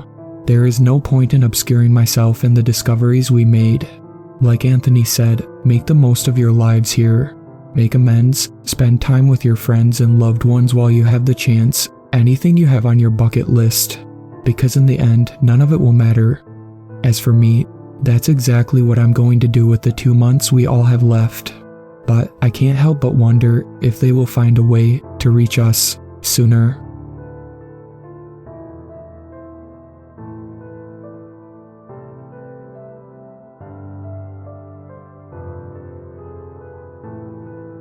I am not a movie buff, but my friend Kelsey is. Through the many years I've known her, she's exposed me to a whole host of films I never would have dreamed of watching if it weren't for her influence. Niche horror flicks, campy action films, psychological thrillers imported from Germany. Most of the time, they were pretty great. Often they were strange. And occasionally, they were just bad. But I love Kelsey, and she loves having someone to watch her weird movies with, so I figured it was the least I could do for my oldest friend. Recently, Kelsey has been in a pretty dark place. Her dad is in hospice care after a long battle with cancer, and so she's been spending most of her time with her immediate family. She will occasionally shoot me the odd text, asking to set up plans, but it's been hard for her to put aside time given everything that's going on. That was until recently I got a text from her for something that I knew she'd commit to. There was a film coming out that was doing a really short theatrical run, and she wanted to catch it before it was pulled from the big screen. The movie in question wasn't playing in any of our popular local theaters, so we had to do a little research to find the closest indie theater near us. We found one that was about a 40-minute drive from us called the Daydream Theater. I looked up the venue prior to the event. It had no ratings.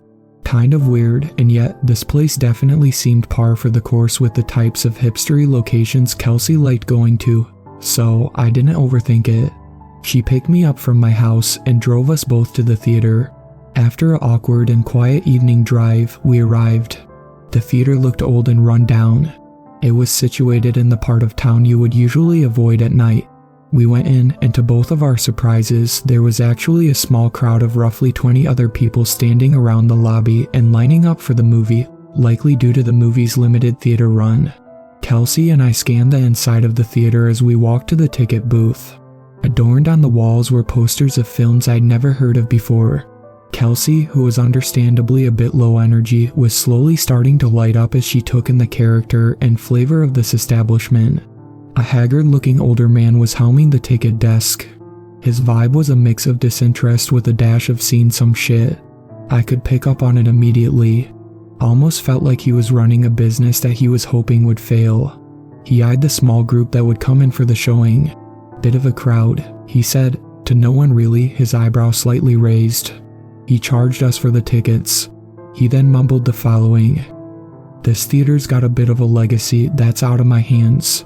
Pretty likely your movie will play, but a small chance it won't. No refunds." Kelsey and I were already well on our way to the auditorium when he muttered that. Any part of me that wanted to ask the old man for clarification was quelled by Kelsey's excitement of just being there. As we made our way, I could hear the man repeating the same mumbled line to the others who were buying their tickets. "Likely your movie will play, but a small chance it won't. No refunds." We entered the dark room and found some perfect seats right in the middle of the auditorium. No drinks or popcorn.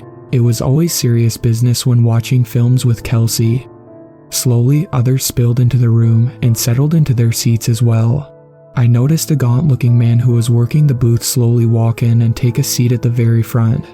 "I have been wanting to see this for a while," whispered Kelsey excitedly. It warmed me to see her happy. The quiet whispers amongst the various groups in the theater dwindled down as the pre-movie announcements started rolling. The instrumentals of "Let's All Go to the Lobby" played over a basic presentation that a graphic designer could have mocked up in an afternoon. "Please remember to identify the exits in case of emergency or audience participation. Keep talking to a minimum. Cell phones are optional." Goddamn, this theater's got it all. Posters of films no one has ever seen and ironic pre-movie public service announcements. "Thanks for coming." And just like that, the movie started. Old-timey music filled the room. On the screen was a credits list of the main cast of the movie. I didn't recognize a single name. Kelsey turned to me with a raised eyebrow. Next on the screen was the title card of the movie overlaid on a black and white image of a detective's office. The title of the movie was... Seriously, the title was 2 quotation marks with a big empty space in between. No actual name. The old world orchestral sound continued. Then, the image of 2 men sitting across from each other at a diner. Everything looked and sounded dated. The score, the filming style, the actual set, the way the characters were dressed, and heck, even just the way they looked. Having it all in black and white didn't help either. If it was an authentic attempt to pay homage to the movies of the 40s and 50s, it was damn convincing. From my very limited knowledge of cinema, it looked like something that would have come out around the time of Casablanca or It's a Wonderful Life. Just as we were all taking in the scene, the haggard ticket counter guy sitting in the front got up, turned around, and looked back at everyone else in the small crowd. "Alright, looks like it's playing something else. If this film ain't your speed, I strongly suggest you pack up and leave. You've got 2 minutes." Everyone looked at each other confusedly. I whispered to Kelsey, "This isn't your movie, right?" "No, Colin Farrell's supposed to be in this," she said back. From the crowd of roughly 20 in attendance, I saw a couple of people slowly get up and leave. Some were muttering and complaining to themselves about the bait and switch. One was spiteful enough to go up to the old man to mutter a few unkind words. The old man was unfazed. I turned to Kelsey. "You want to stay still?" Kelsey shrugged. "Could be interesting. Anything for my girl," I thought. I turned my focus back to the film. On screen, it was still just the 2 fellas in the diner, sipping coffee from their mugs and taking slow drags of their cigarettes. The old man at the front of the theater spoke again. "You've got 30 seconds. I mean it, if this ain't your speed, you leave now. I'm dead serious." Kelsey and I looked at each other with a slight giggle. It felt like we were both telepathically sharing the same thought. Some theaters take this stuff way too seriously. The seconds passed. No one else left. "Alright, you're here for the long haul now," the old man continued. "There's only one rule for the evening. You can't leave until the credits roll. Take that rule seriously. Enjoy the film." I could hear a few people snicker in the audience. The man turned and gave everyone a look, shook his head to himself, and then turned back to watch the movie. As I'd suspected, the movie was definitely from the 40s or 50s. The way the characters conducted themselves, their mannerisms, their communication styles, all of it was reflective of a bygone era. It took me a bit to hammer down what the genre was, but slowly it became clear.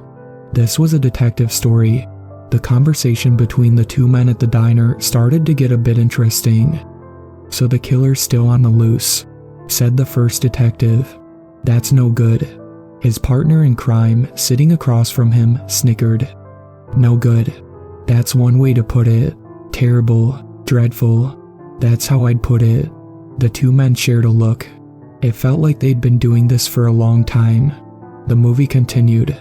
I was trying my best to pay attention, but I was nodding off more than I'd like to admit. Every now and then, I'd look over to see Kelsey transfixed as the black and white film went through scene after scene of the detectives working side by side to track down a killer who was on the loose. The two partners visited different interesting locations, dusted things off, examined clues, all that good stuff. It was a bit tacky if I'm being honest. And after 30 minutes of runtime, it didn't feel like anything of real substance had taken place yet. There was some fun banter between the two leads, but otherwise, it felt like the plot was spinning its wheels and not really taking off.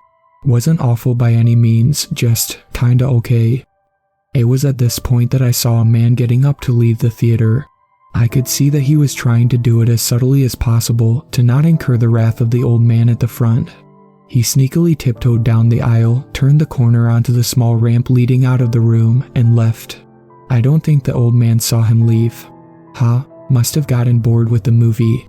I feel you, dude, I thought to myself. I turned my attention back to the large screen. The two detectives were seated at their desks in their shared office, looking over some notes. Immediately, they were interrupted by a third man frantically bolting into the room.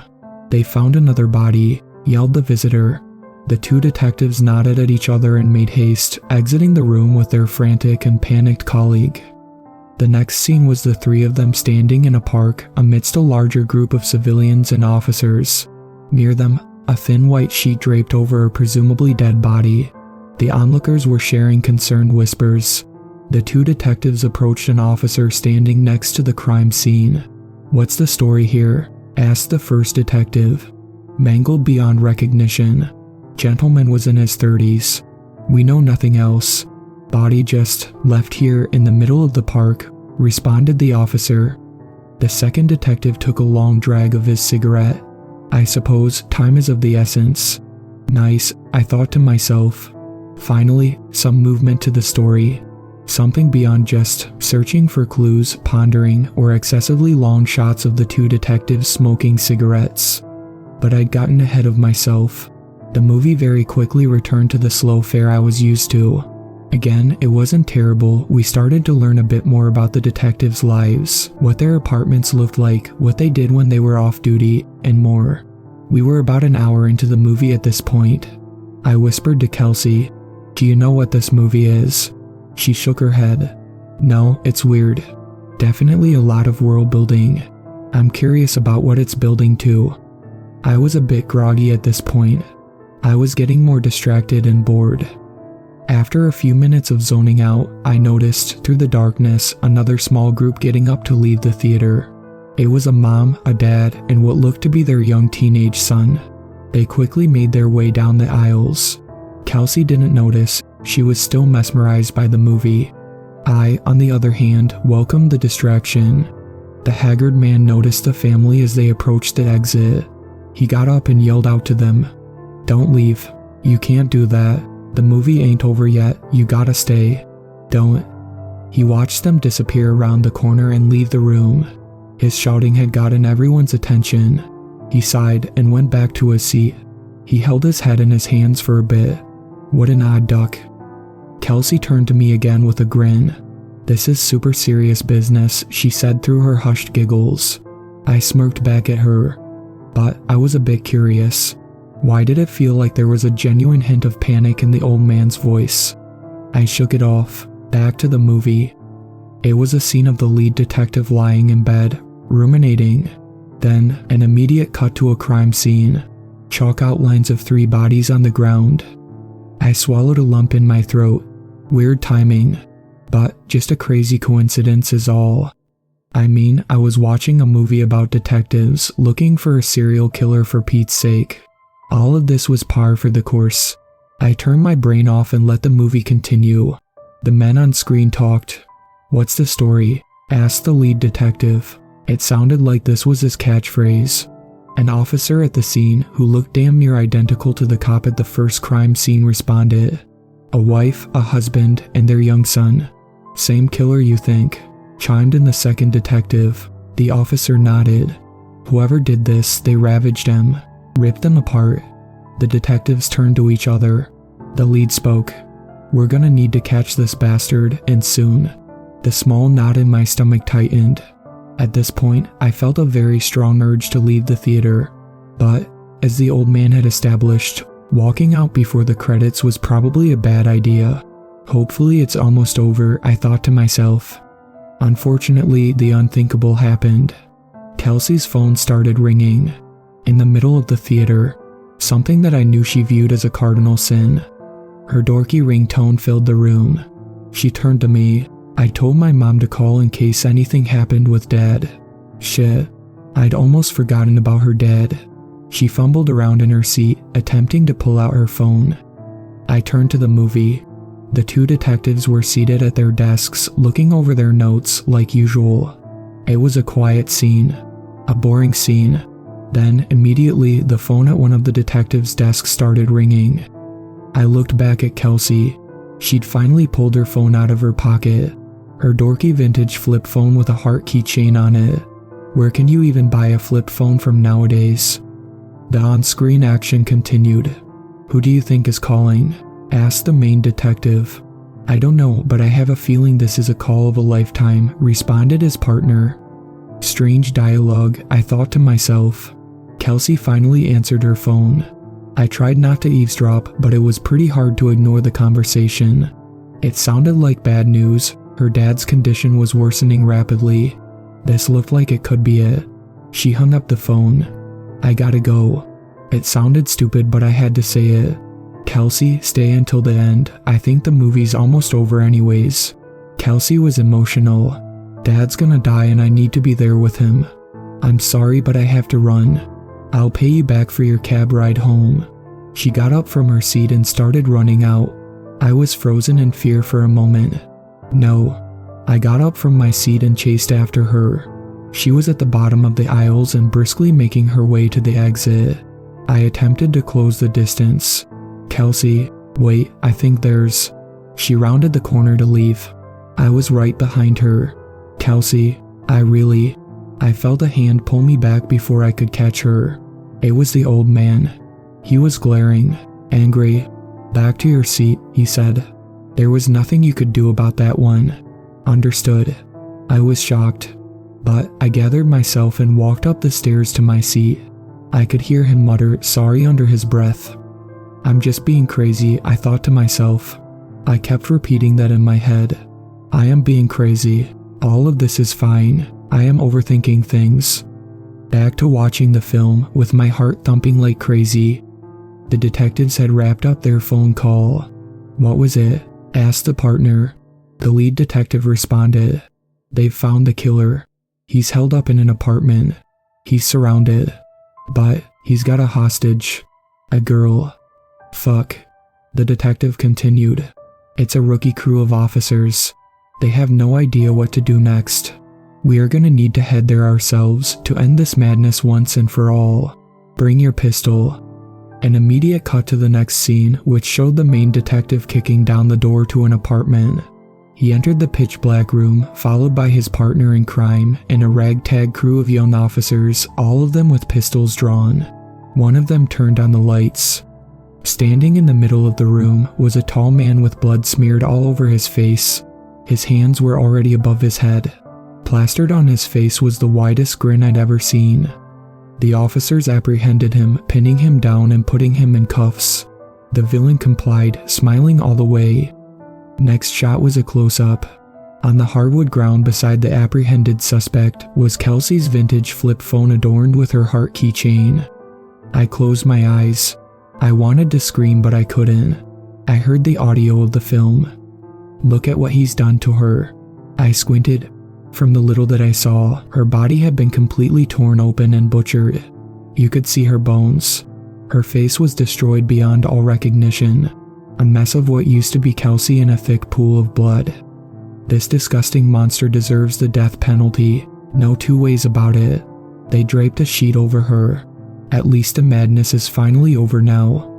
I continued squinting through my choking tears and my panic. The end credits of the movie started rolling over a scene of the detectives and officers standing beside the handcuffed criminal and his never dissipating grin. A hopeful orchestral score played in the background. As the credits of the cast and crew wrapped up, the title of the movie showed up on the screen. There was now something between the quotation marks. "Thank you for coming."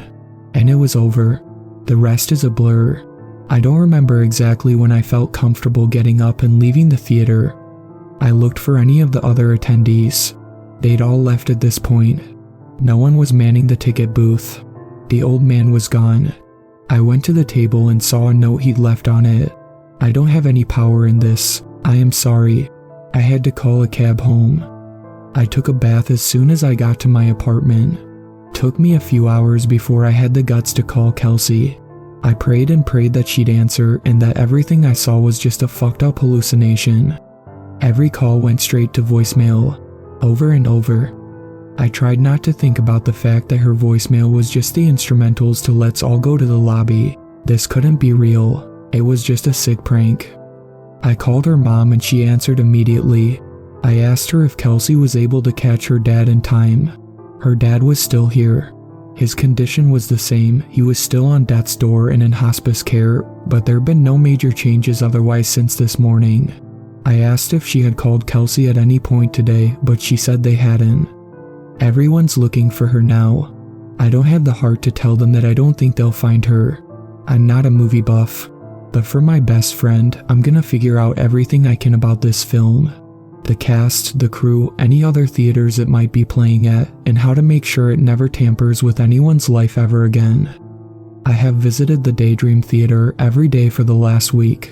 It's been closed, no showings whatsoever, but I'll be there when it opens again, guarding the aisles, telling everyone to ignore the pre-movie PSA, cell phones off, and no one's leaving until the credits roll.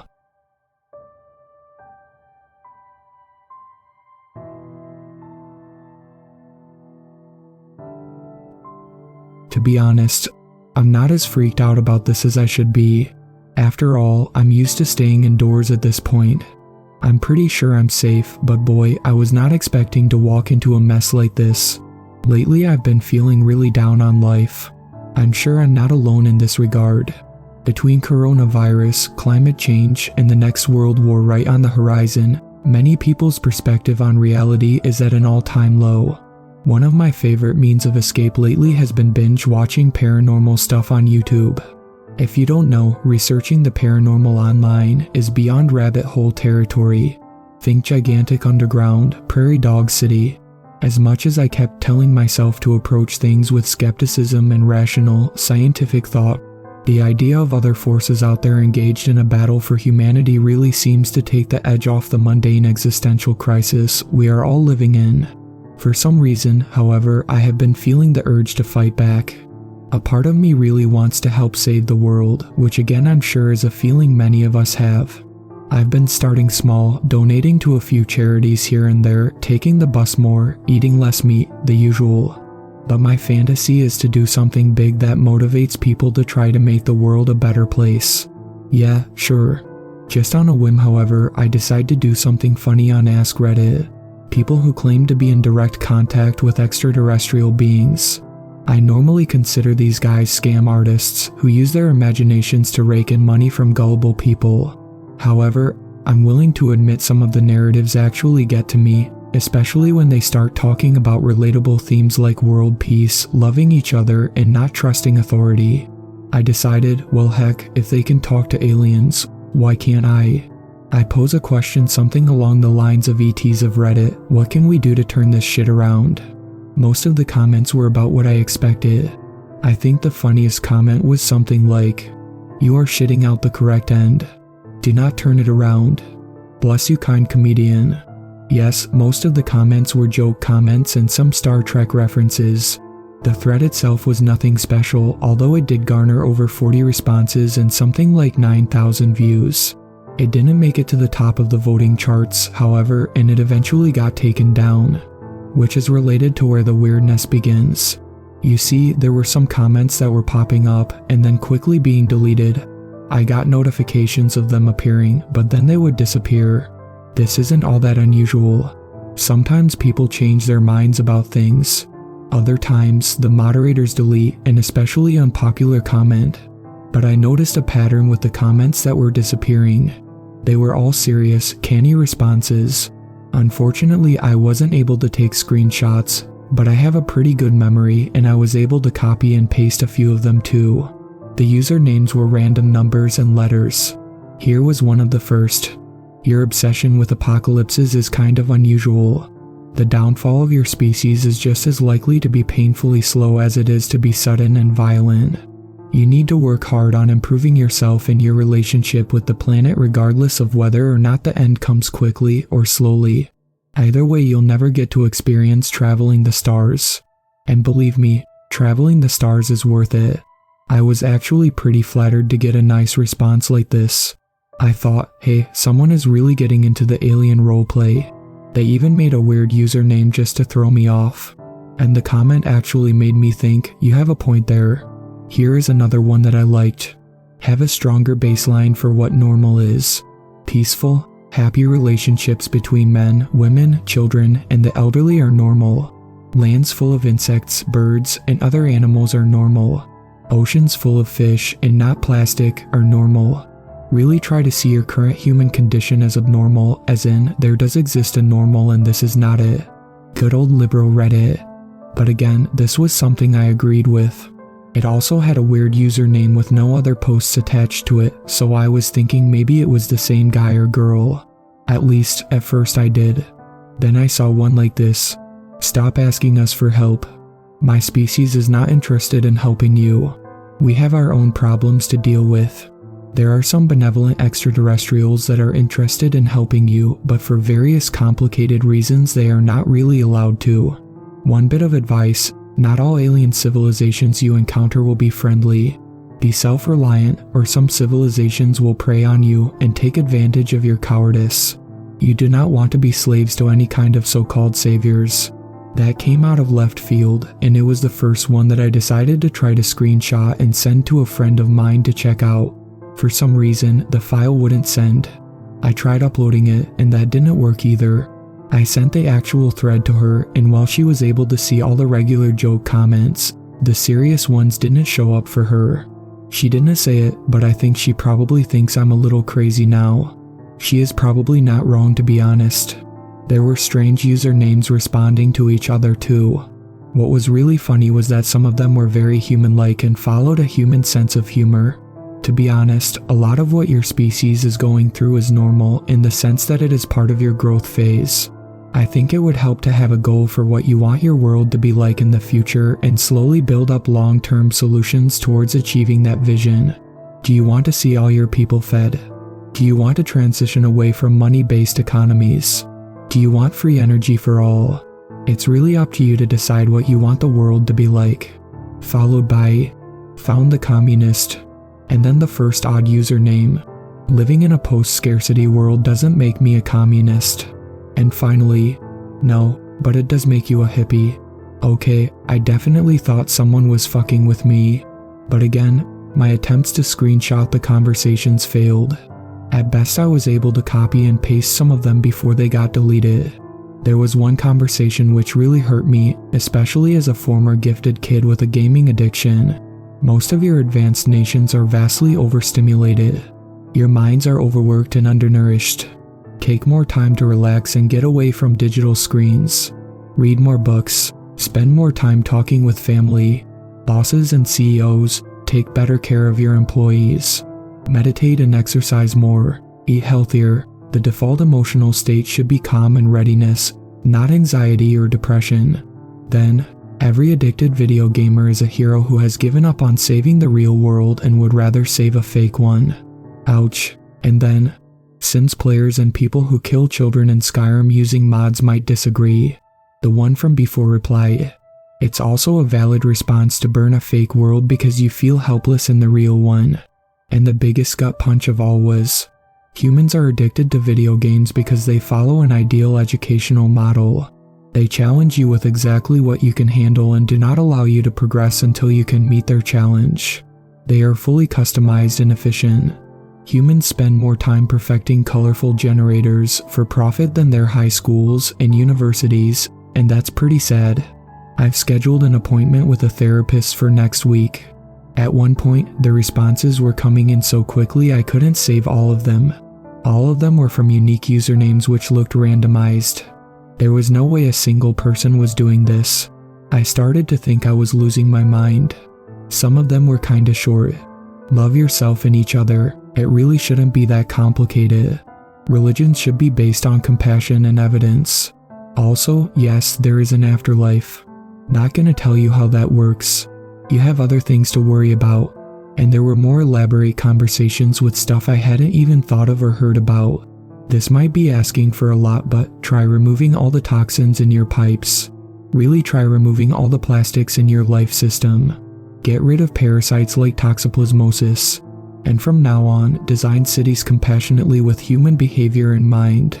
Have realistic expectations of birth control and population growth and decline. All these things are taxing human psyches across the world both physically and psychologically. Basically, you're all slowly becoming insane. You are poisoning your minds, and it needs to stop. Their immune systems evolved to coexist with parasites. I'm not sure getting rid of toxoplasmosis is worth it. There are worse things than being slightly crazier and being nicer to cats. Oh shit, you are right. But an immune response in the brain cannot possibly be good for half the human population. I'd probably take increased sanity levels over not being able to eat strawberries. Maybe they should make gene sequencing tech more affordable so everyone can see what autoimmune responses they are susceptible to and find engineer a relatively harmless parasite as a treatment for some allergies. Knowing humans, this would be how the zombie apocalypse happens. Hey, at least I would solve their overpopulation problem. And like I said, some of them were surprisingly funny. Easy, have the good half eat the evil half. Found the reptilian. Oh, go shave your pubic hairs. Go eat a live baby bird. I think this was one of the saddest ones. My people were friends with some of the indigenous people on your North American continent. They are mostly extinct now. We're actually bitter about that, and we're not really sure we've forgiven the rest of your kind for what happened. I know it's not really your fault, but there is a karmic imbalance that is difficult for us to resolve. Honestly, if you want to improve yourselves, study your history and face the harsh realities you find with courage and understanding. Yes, I accept the downvotes. Not that there were any downvotes, because the message, like all the others, was quickly deleted. There were so many different ideas and perspectives I was really becoming convinced they couldn't all be coming from the same person. Some of them had contradictory advice. A lot of responses were suggesting we make a beeline for FTL travel. But then there was this. What I am about to say might be downvoted by a lot of the posters here, but here it goes. You don't need to travel the stars. You don't need to be so tech-centered. You don't need so much technology. Master living in your homeworld. The universe will always be there waiting for you. There is no rush. If I had to pick something techie to focus on, maybe harden yourselves against natural disasters or find ways to dodge them. Once again, never got to be downvoted. I didn't sleep much the night I posted this because I was trying to compile as many responses as possible before they got deleted. There were expected responses like how ridiculous money and homelessness are. Yeah, sure, 90% of Redditors would agree with those. But I also got some weird ones about how we're doing childbirth wrong, how AI is a good thing, how some alien civilizations are actually very religious, overpopulation is a myth, and more. Lots of answers I wouldn't have expected from the average Redditor. I think it was at this point that I started to become really nervous. Right before the thread was deleted by the moderators, I got this last one, which made me feel a bit better. Advanced alien races are not perfect either. We have various problems of our own. Many of us were like you once. There are many different pieces of advice we can give, and I think most of them are valid. My personal one: never give up. Believe in yourselves and the ability to shape the world in a positive way. That is what I offer. Words of encouragement from an outside source. You can do it. I thought, oh, that's sweet. I was even going to make a desperate attempt to contact them and thank them when I was interrupted by a message in my inbox. I go to click on it, hoping to receive confirmation that this was some sort of prank. Unfortunately, that's not what I got. Instead, what I got was this: we can protect you as long as you don't let them in the front door. Don't worry, your life will be back to normal in 3 days. If you do need to leave the house, avoid the white vans. You will know them when you see them. Never do this again.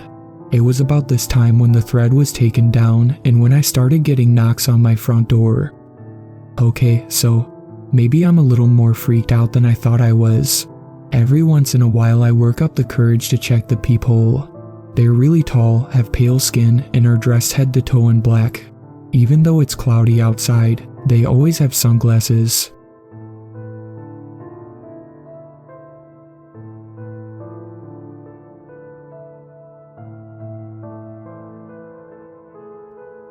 Ever since I was little, I could always do it. The first time I remember doing it, I think I was 3. My mom literally caught me with my hand in the cookie jar. I saw her marching up with her scary angry mom face, and suddenly I stopped everything.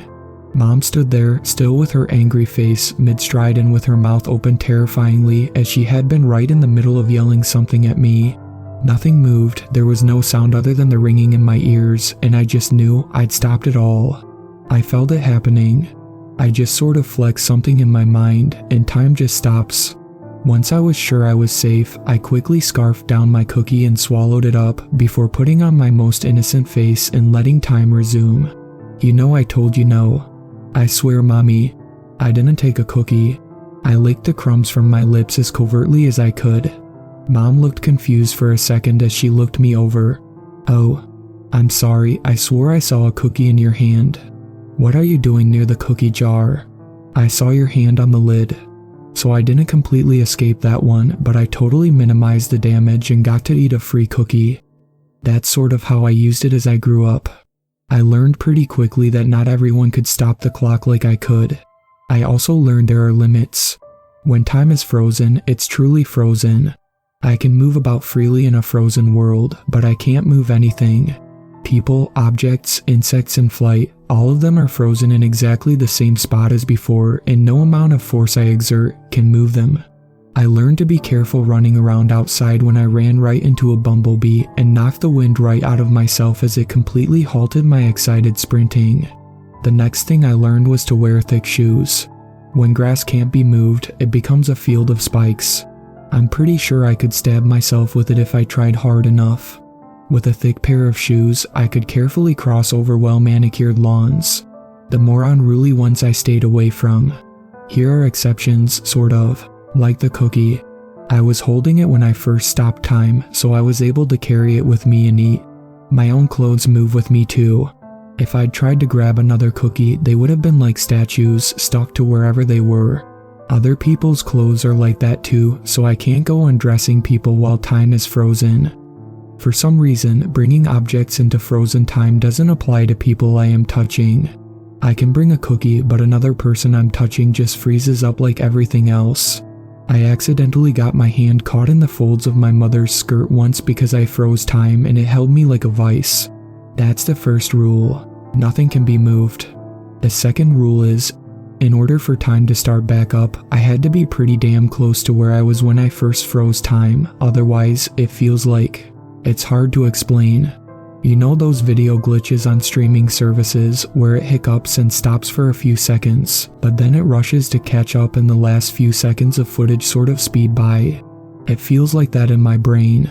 Like I'm desperately trying to push forward and catch up in my brain, but I literally can't until I'm back close to where I was when I started. I suppose I could also say it was like a skipping record, but I don't know how many people would get that these days. I don't have to be in the exact same position as I was at first, thankfully, just closer. My mom says I had a tendency to dash away and that I was weirdly fast at times. So other people might slightly notice some odd visuals as I stop and start, but since I'm close to my original spot, it's nothing they can't explain. I tried to show a friend once. I told him to watch an apple I was holding. I froze time and set it on the table, then started time again. He says to him it just looked like I'd put it down really fast. So I tried again. This time I threw the apple in the air. Once it left my hand and rose an inch, it froze like the rest of the world. My friend just saw me toss the apple in the air. So I tried one more time. I picked up the apple, froze time, and tried to set it down on the other side of the room. But then I couldn't start time again. Objects like the apple had to be close to their original position too. Thankfully, I could still pick it up. I never did find a surefire way to convince people I could freeze time, not until I was older. Growing up with this ability, it was strange. I was a weird introvert already, and when you can stop time like a deity, you sort of develop a complex and further isolate yourself. I wasn't completely without friends, mind you. High school was hard. Puberty hit me like a freight train. Despite my parents being wonderful people who taught me about boundaries, respect, and consent, I made a conscious decision to ignore a lot of that in high school. You can think of me as an abuser, a deviant, a pervert, that's fine. I deserve it, I totally was. I consciously chose to find my way into women's spaces so I could ogle them while they were vulnerable. Locker rooms, bathrooms. My favorite was the changing rooms at the local pool. I can't open doors when time is frozen, but the showers at the pool were only covered by curtains. All I had to do was freeze time, slip in, and crawl under, and I could stare. For 2 years I acted like a cretin, but thought of myself as a god. At some point, it got old though. For starters, porn was way less work. For another, none of it was a real relationship, which was the other thing I desperately craved. I'd just as soon not mention any of my deviant behavior, but the thing is, I have to. I think that was the first time I saw it. One time, I got unreasonably angry at the most popular girl in school, head of the volleyball team and queen of our high school. She was pretty and she knew it. Lots of people hated her for it. She could be a little haughty at times, and I heard she could be really cruel to other girls, but looking back, I'm not sure where the vitriol came from. She made a harmless comment in class to something I'd suggested that wasn't really an insult, but I interpreted it as such anyway. I resolved to see her naked.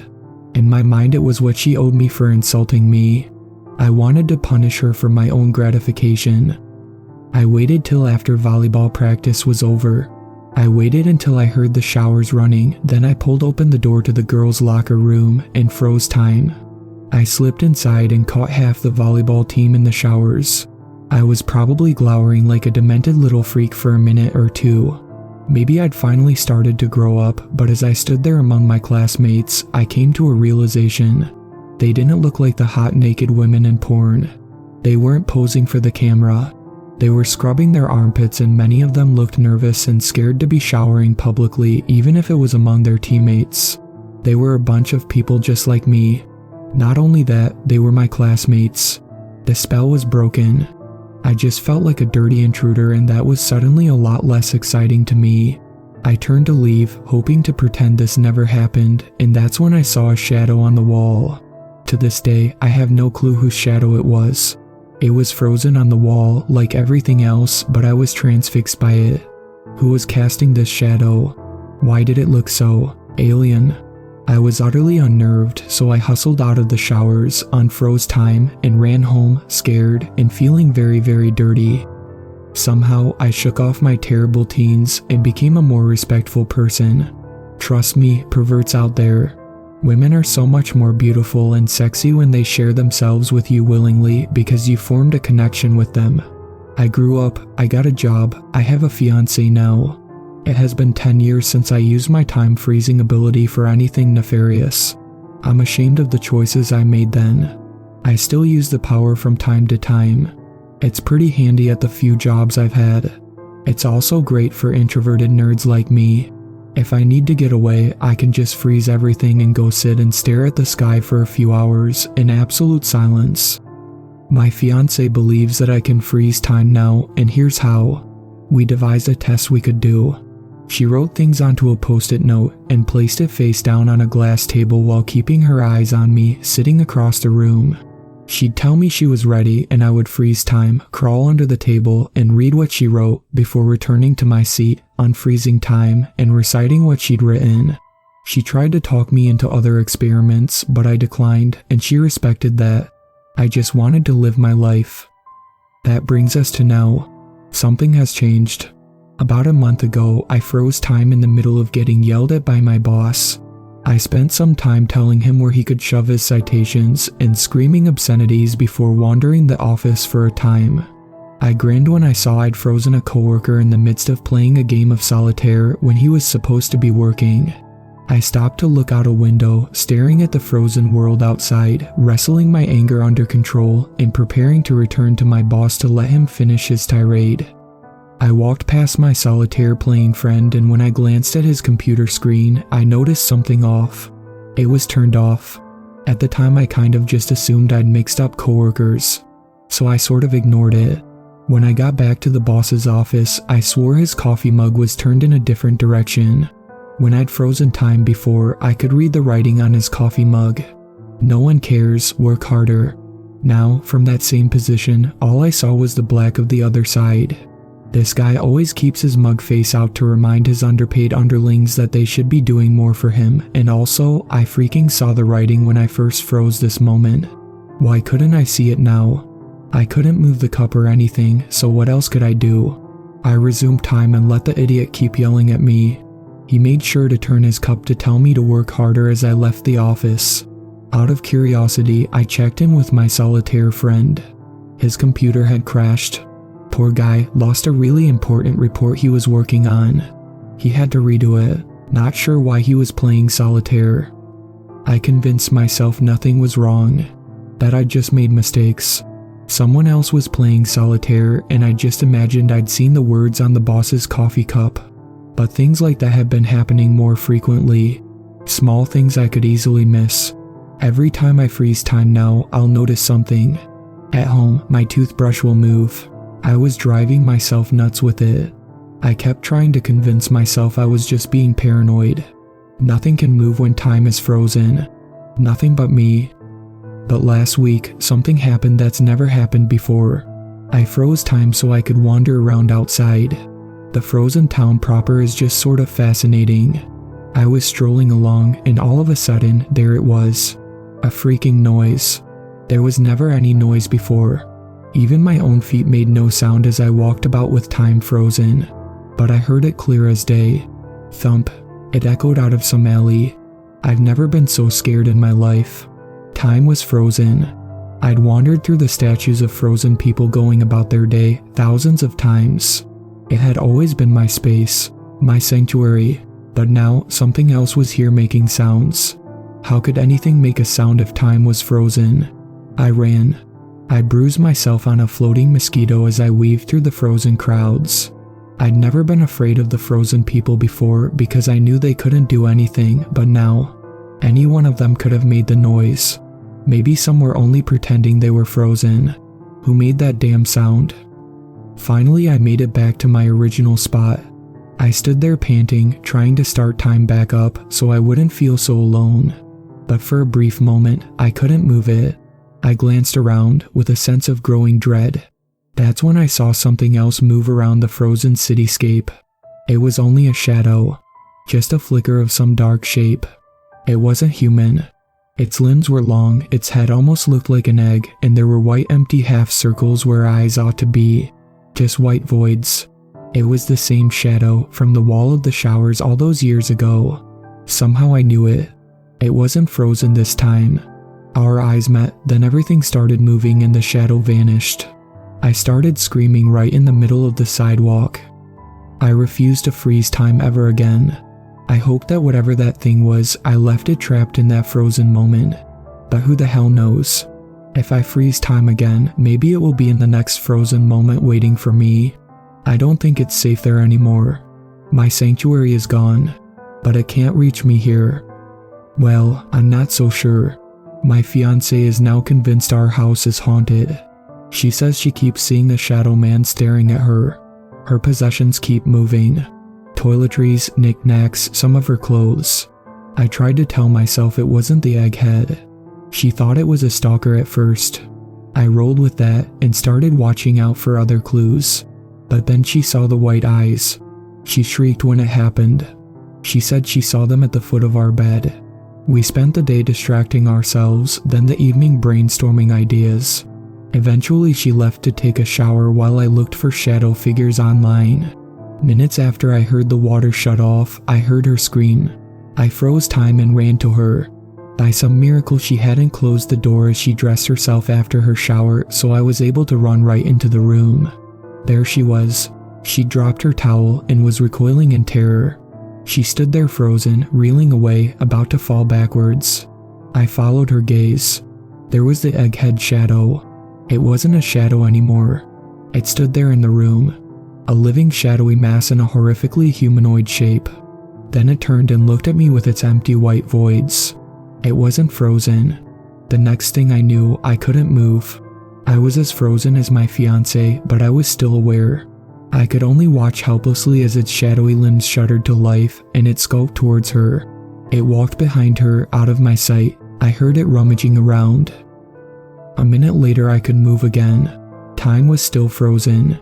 I scoured the house for that thing, but I could find no trace. What the hell had it done?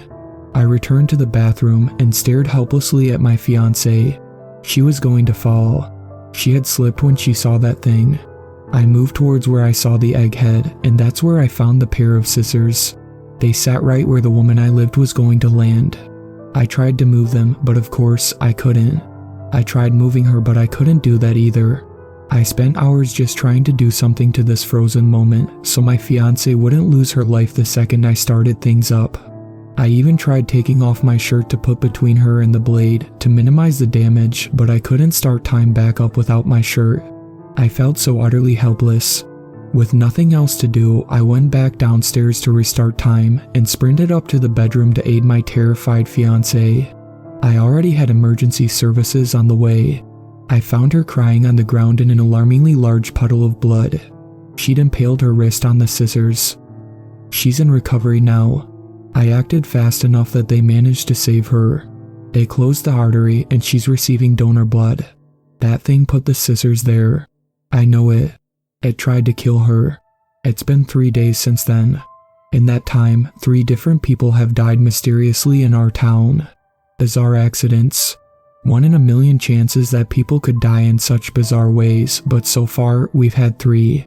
An older woman stumbled in such a way that she fell forward and the pens from a pencil cup went into her eye, straight through to her brain. A man stepped out of his pool and tripped over a misplaced pool float and landed on his fuse box in such a way that he'd been electrocuted. A teenage boy on a skateboard was thrown into the street when his board smacked into a toy on the sidewalk that nobody could identify. He'd been hit by a car. That all happened in the last 2 days. Maybe it's all coincidence, but I don't think so. I'm not sure what this thing is or where it came from, but it has control over time. More than I do even.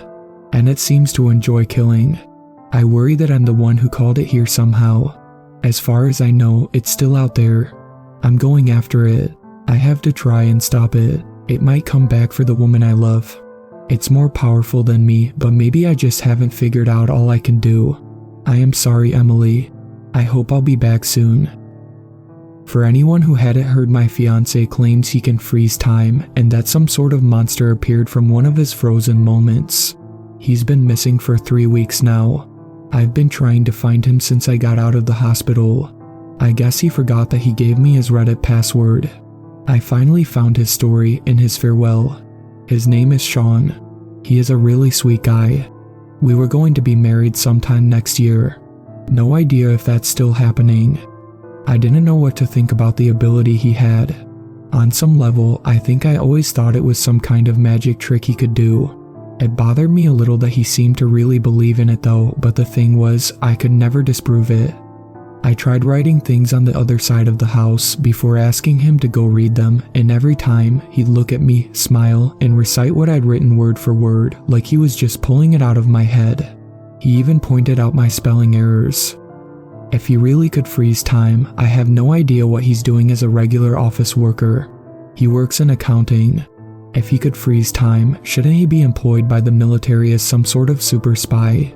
I don't know, I guess he'd rather use it to spy on girls. I was one of those volleyball players. He claimed it was because he didn't want to do that stuff, and I can respect that. He just wanted a normal life. He also said there were too many limitations. I've clung to the idea that whatever he was doing, it wasn't freezing time. That shouldn't be possible. I mean, if he did, how come he can move through air molecules? How can he breathe and process oxygen? The physics make no sense. It had to be some kind of magic trick, right? For a while it was just a quirk, but it started to get serious. First, he came home one day looking all kinds of flustered. He told me he saw something after he froze time. Something that moved. He said he started screaming in the middle of town. I actually got a text from a friend who saw it happen, asking if he was okay, so he definitely screamed in public. Then he told me all about the egghead shadow. I'm pretty good at reading people. He was legitimately scared of something. But what could he have possibly seen? If his powers were real, it's even scarier. What could possibly move between the frozen moments of one person and free-flowing time? Things went downhill after that, but you already know that. I started seeing the egghead. I never got a good look. It was always just a glimpse of an elongated limb in my periphery or a shadow flitting by a doorway, and it was all accompanied by a weird chill that would give me goosebumps and make me want to panic. Then things started moving. I'm telling you, I thought I was just in a typical ghost story at first, or maybe I had some creepy stalker moving my things when I wasn't looking. Then, one time, I swear a bottle of perfume I was looking directly at vanished before my eyes. It just blinked out of existence and left me wondering whether it had even been there in the first place. Sean said he couldn't move things like that, so was it his egghead? Then came that night. That night I truly saw the egghead for the first time. I saw it clearly, and it was even worse than Sean described. It was reaching for me with gangly limbs and elongated fingers. Those white voids where eyes would be seen to suck in the air around them, and there was a mouth. Just a little half-moon slit filled by the same white void as its eyes, which gave it a freaking frowny face. I screamed, fell, and almost died when I landed on a pair of scissors. Sean got me to the hospital. I remember him telling me he loved me. That was the last time I saw him. He was in contact for maybe a week. I kept trying to convince him to come home. His responses got erratic. Then they stopped. A day later, the egghead reappeared. Right in my face. I stepped out of the shower and there it was. Its flesh was like a black void, but its eyes were like empty holes leading to pure whiteness. Just like Sean described, my body froze, but I was left aware as the thing took a wobbly step towards me. I couldn't move my eyes, I couldn't breathe, I couldn't do anything. Soon it was inches from me. I could taste it. Since I couldn't breathe, I couldn't smell it or anything, but its rank, metallic, aura poured over me all the same and stained my immobile tongue. It tasted like death. I was forced to stare into its eyes. I saw something in them. Something in the endless white. I'm trying to think of the words to describe what I saw, but I can't. There was a sudden crash and whirl of noises. Suddenly I could move again, just like the first time I fell on my butt. No scissors were there to stab me this time. When I finally got my bearings, I found the egghead gone and the house empty. I wanted answers. I found my way to his Reddit page and read his account. I have been looking into things since. The number of fatal accidents keeps increasing. Does that mean Sean failed? Time is still moving and bad things are still happening. I was going to wait and hope that he'd contact me again.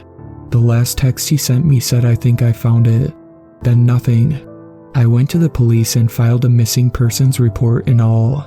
I've talked to his parents and friends. I had to tell them I didn't know what he's doing, which wasn't a lie, but I still omitted the part about the time-freezing shadow. I can't stay quiet now though. Something is happening to me and it's growing in intensity. It started as a headache. I figured it was just stress. I mean, I almost died and my fiancé vanished soon after. My friends all think he stabbed me himself and I'm covering for him. That really sucks. So of course I'm stressed. I wasn't particularly surprised when I felt it the first time. It was almost like a scratching sensation, one happening inside my skull. It both was and wasn't physical. I almost felt like I could hear it for a few seconds. It sounded like rusty metal being dragged against more rusty metal, but maybe with a dash of something organic. A sort of wet squelch. It lasted maybe 5 seconds, and then my head started to throb. Like I said, I thought it was just a headache and ignored it. But it keeps happening. It almost seems to happen at random times. I haven't figured out a pattern yet.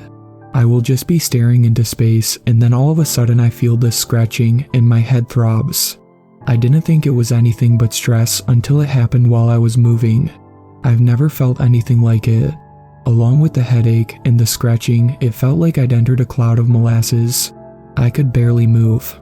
And as I did move, it was way slower than it should have been. That was when I started to suspect it had something to do with Sean and that thing. I have no idea how. It makes no logical sense. Is time breaking down around me? Why do I even feel anything? If time stopped, why would I even be aware? As far as I can tell, time is just moving forward normally. I still don't know. It keeps happening. The last time it happened, my nose started bleeding. It's been 2 days. He's gone. I was in a frozen moment at some point. I was typing and my computer keys just stopped working. They suddenly felt as solid as steel and wouldn't move no matter how I pushed. I looked around and everything was frozen. It's just like Sean described, everything is frozen in place. It was raining outside. The droplets were like little cold glass roadblocks. I couldn't move them, so I was trapped in the house. And that thing was there. It looked different. It wasn't as elongated, and I swear it was trying to talk to me, but it sounded like its voice was a million miles away, or maybe a few moments in the past or future. It didn't seem malevolent. Its white eyes were wide circles. For a time, it looked like it was mimicking the motions of writing something on a piece of paper. When it tried to touch me, I swear something in the universe just broke. I'm back in the hospital. When that thing touched me, I was wrenched back to my original spot at my computer so fast and violently I now have a concussion because I think my brain bounced around in my skull. Somehow, nothing else is physically wrong with me. I feel like the force should have ripped my lens off. I only have a theory on what happened. I don't think that egghead was the same one I saw before. I think this one was Sean, and I think he was trying to communicate. It's possible he's been trying for a while, and that's what that scratching sensation was. I guess he figured out how to do different things with his ability. Maybe he could even pass forward or backward in time, but I think it took a physical toll on him. I think that's why he looked like an egghead. I don't know why he looked like a living shadow, but maybe he smeared himself across time. Maybe the other egghead was someone else who tried to meddle even more. I haven't seen anything strange since I was frozen. There was, however, one more incident. Sean and an unknown man were found dead in a local warehouse. Cause of death is unknown. Both bore strange burns on their bodies that nobody could identify. The police think they found a genetic link between the unknown man and someone else. That person is only 14 right now, but they've already got a rap sheet. I went to identify Sean's body. It was definitely him. He looks older than I remember. I don't know if that has something to do with his powers or not. He did have a beard that looked way thicker than 3 weeks worth. My fiancé is gone. I think the threat is too. Are there more? How far do their powers go? I'm scared. I wish Sean was here. Update. I know I haven't posted yet, but I found something. Sean left one last message. I'm not sure how. It was sitting on a table when I got home from the hospital. It was where that shadow looked like it was writing something. I have it typed out. Here it is. Dear Emily, I don't know why I can do the things I do. I figured I was just a mutant or some shit. But I am not the only one. The first one I saw came from the future. It learned how to turn back time, and it's wreaking havoc. Every time it moves something that shouldn't move, I feel it. It sounds like massive metal slabs grinding against each other. Every time someone dies, it becomes a cacophony. Whatever it's doing, something is breaking. I've figured out how to do new things. It hurts. The only thing that doesn't hurt is what I used to do, where I'd just move around in a frozen moment. Anything else feels like it's stretching me. I think I understand now. It is stretching me. It's making me exist in multiple moments at once in the same universe. That's not supposed to be possible. That's why my skin is fading. That's why when I look into my reflection's eyes, I see those white voids. The other egghead was hiding in a single moment, but then it came after you. I chased it away, but I was following in that moment for what felt like years. I think he was toying with me. After all that time, the grating sound barely phases me, but I feel the effects getting worse. I finally figured out how to fight it, and I think I have it cornered. I have it frozen in a moment, but I had to come back and try to say goodbye first. I love you, Emily. The only way I can think to stop this thing will kill me too. I wish I could spend my life with you, but it's better this way. The fewer of us time manipulators there are, the better. I know that sounds like bullshit, but please understand, I've seen the void beyond the egghead's eyes. It leads somewhere outside of time as we know it, outside our universe. I've seen the things there that want to get in. I hear them talking to me, trying to get me to meddle with time even more. I won't do it. I'm sorry, Emily. I'm so sorry. Also, I'm sorry if I scared you. I am an egghead now too. Live your best life, and don't forget me. Yours forever, Sean. I won't forget you, you fucking idiot. I hate you. I hate you for disappearing. I love you. Rest in peace.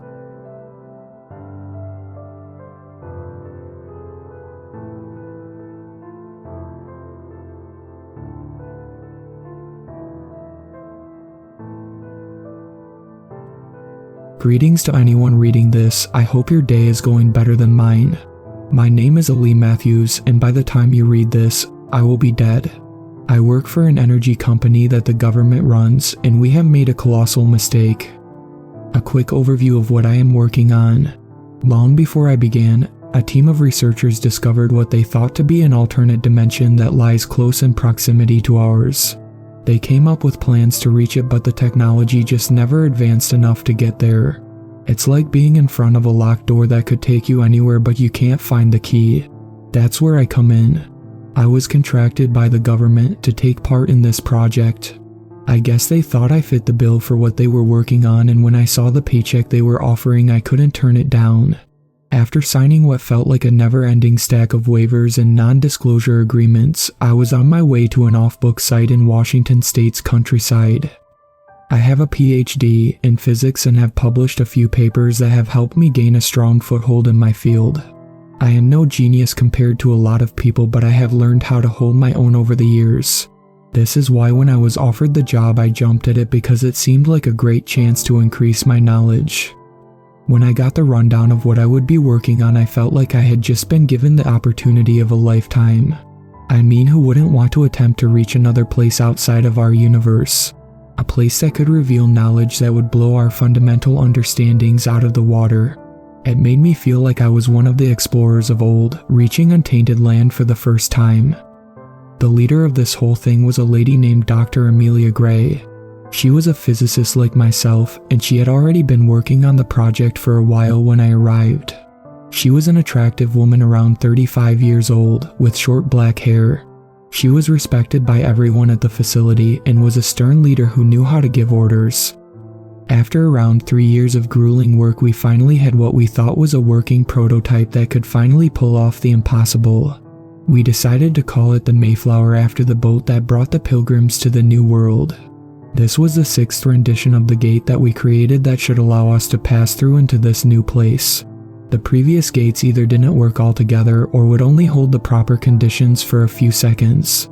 The Mayflower should be able to hold it indefinitely as long as there is sufficient power provided. I say this because the Mayflower consumes enough energy to power a small city. The first day of testing began. For the first test, we were sending in a rover that was made by the engineers here at the lab. This rover was made with state-of-the-art technology that made it suitable for any environment. The rover was controlled by remote control and had to be attached by cable so we would keep the connection once it passed through. All systems checked, ready on your command, an operator said as he looked to Dr. Gray for approval. She raised her arm and held out a thumbs up from the elevated room we were in. Gate opening in 3, 2, 1. I remember looking at the gate as the white hot rings that surrounded the machine began speeding up and a loud hum filled the room. Then an impossibly dark portal appeared in the center. We had actually done it. The years of hard work had finally paid off. The rover we had equipped with just about everything you could think of rolled up just a few feet shy of the black abyss that awaited. There were people decked out in protective suits doing a last once over before we sent it through. They gave us the all clear and we were finally ready. The team began inching the rover forward, and after a few moments, the front half of the machine was through, then the back, and it was gone.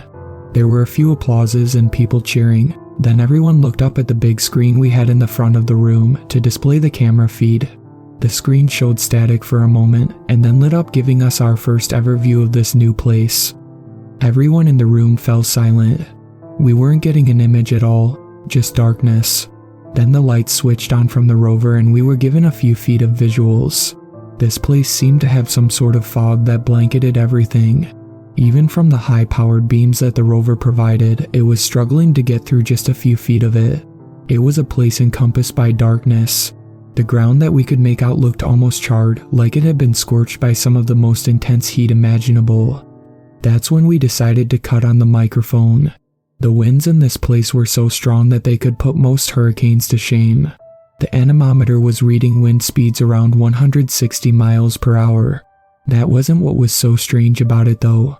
The howls that this place produced sounded like deep guttural screams that were constantly going back and forth with each other like a symphony of tortured souls. I remember that they shook me to my bones and I had a cold sweat break out. I felt for the first time like we were somewhere we shouldn't be. The rover took a couple samples of the ground and got some more readings of the atmosphere and then started its way back from where it passed through. It was getting pretty close to the portal when we heard it. There aren't words to describe the sounds this thing made. It was so low and loud that the rover itself was shaking. People in the observatory were holding their palms to their ears in hopes of drowning out its cry. "Hurry up and get the rover back through," Dr. Gray shouted to the people at the control station for the rover. They were frantically trying every control they had at their disposal when they looked over at Dr. Gray.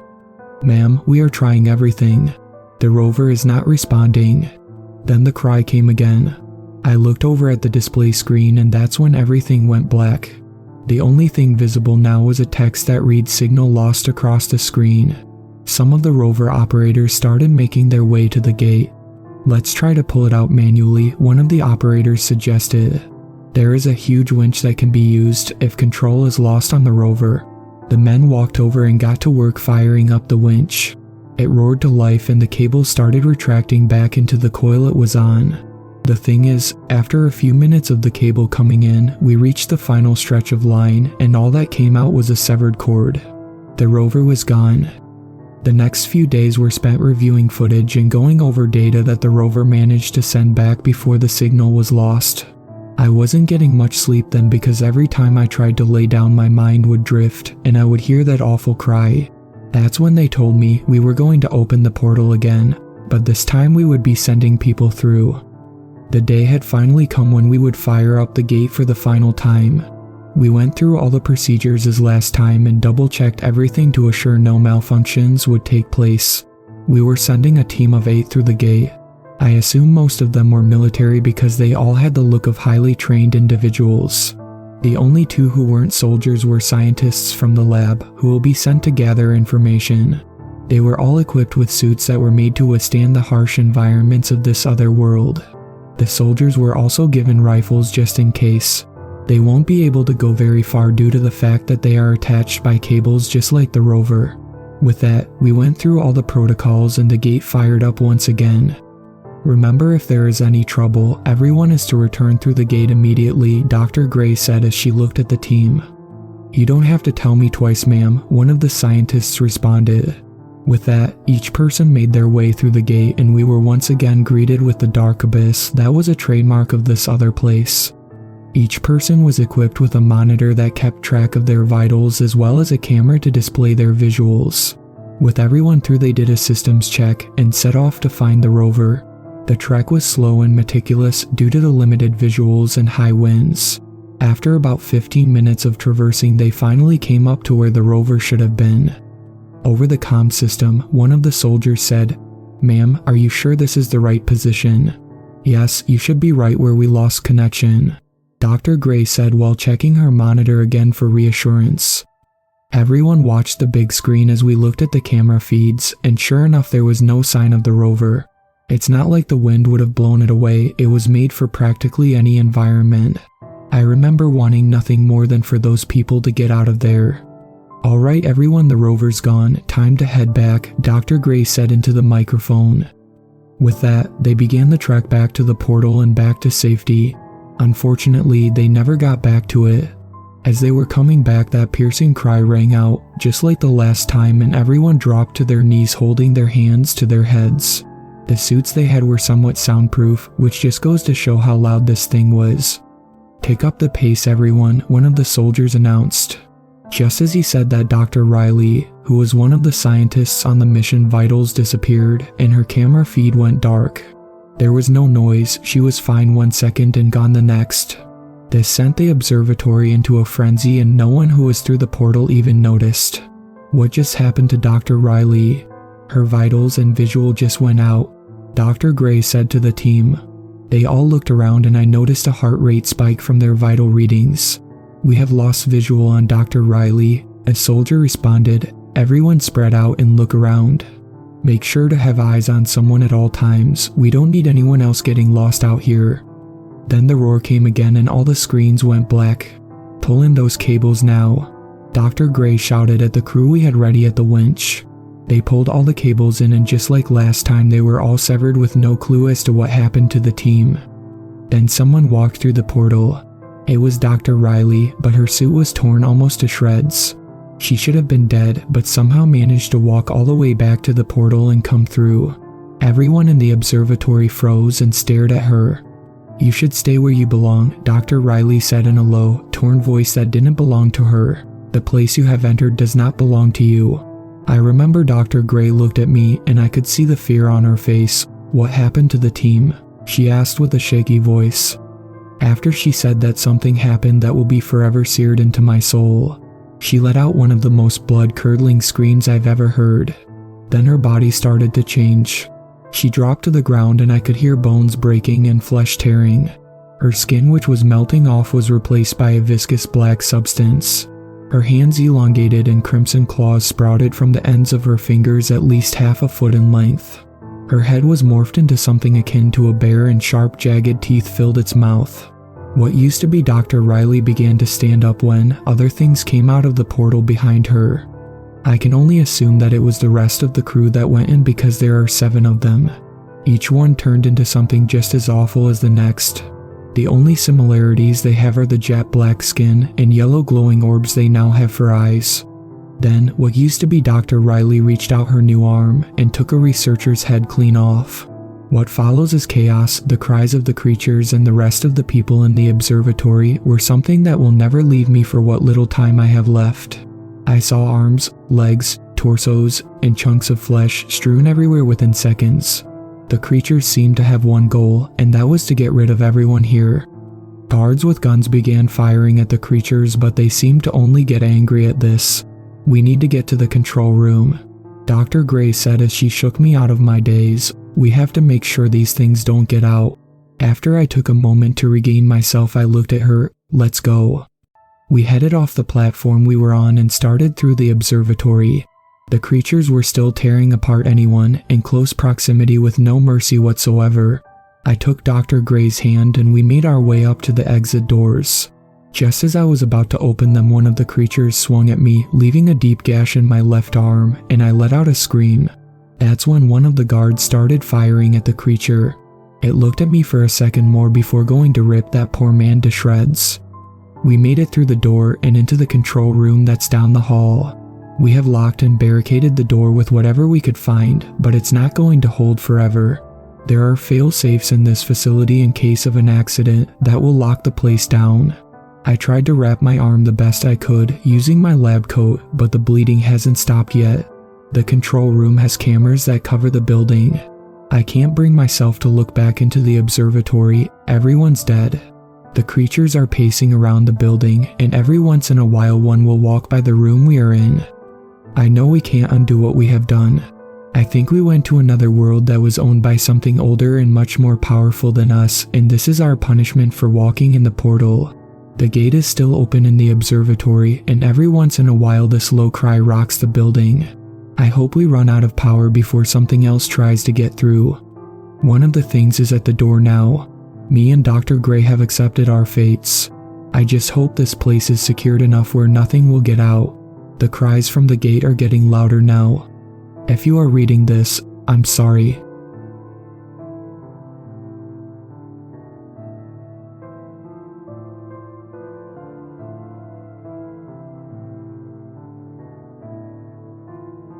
My night started with a loose end.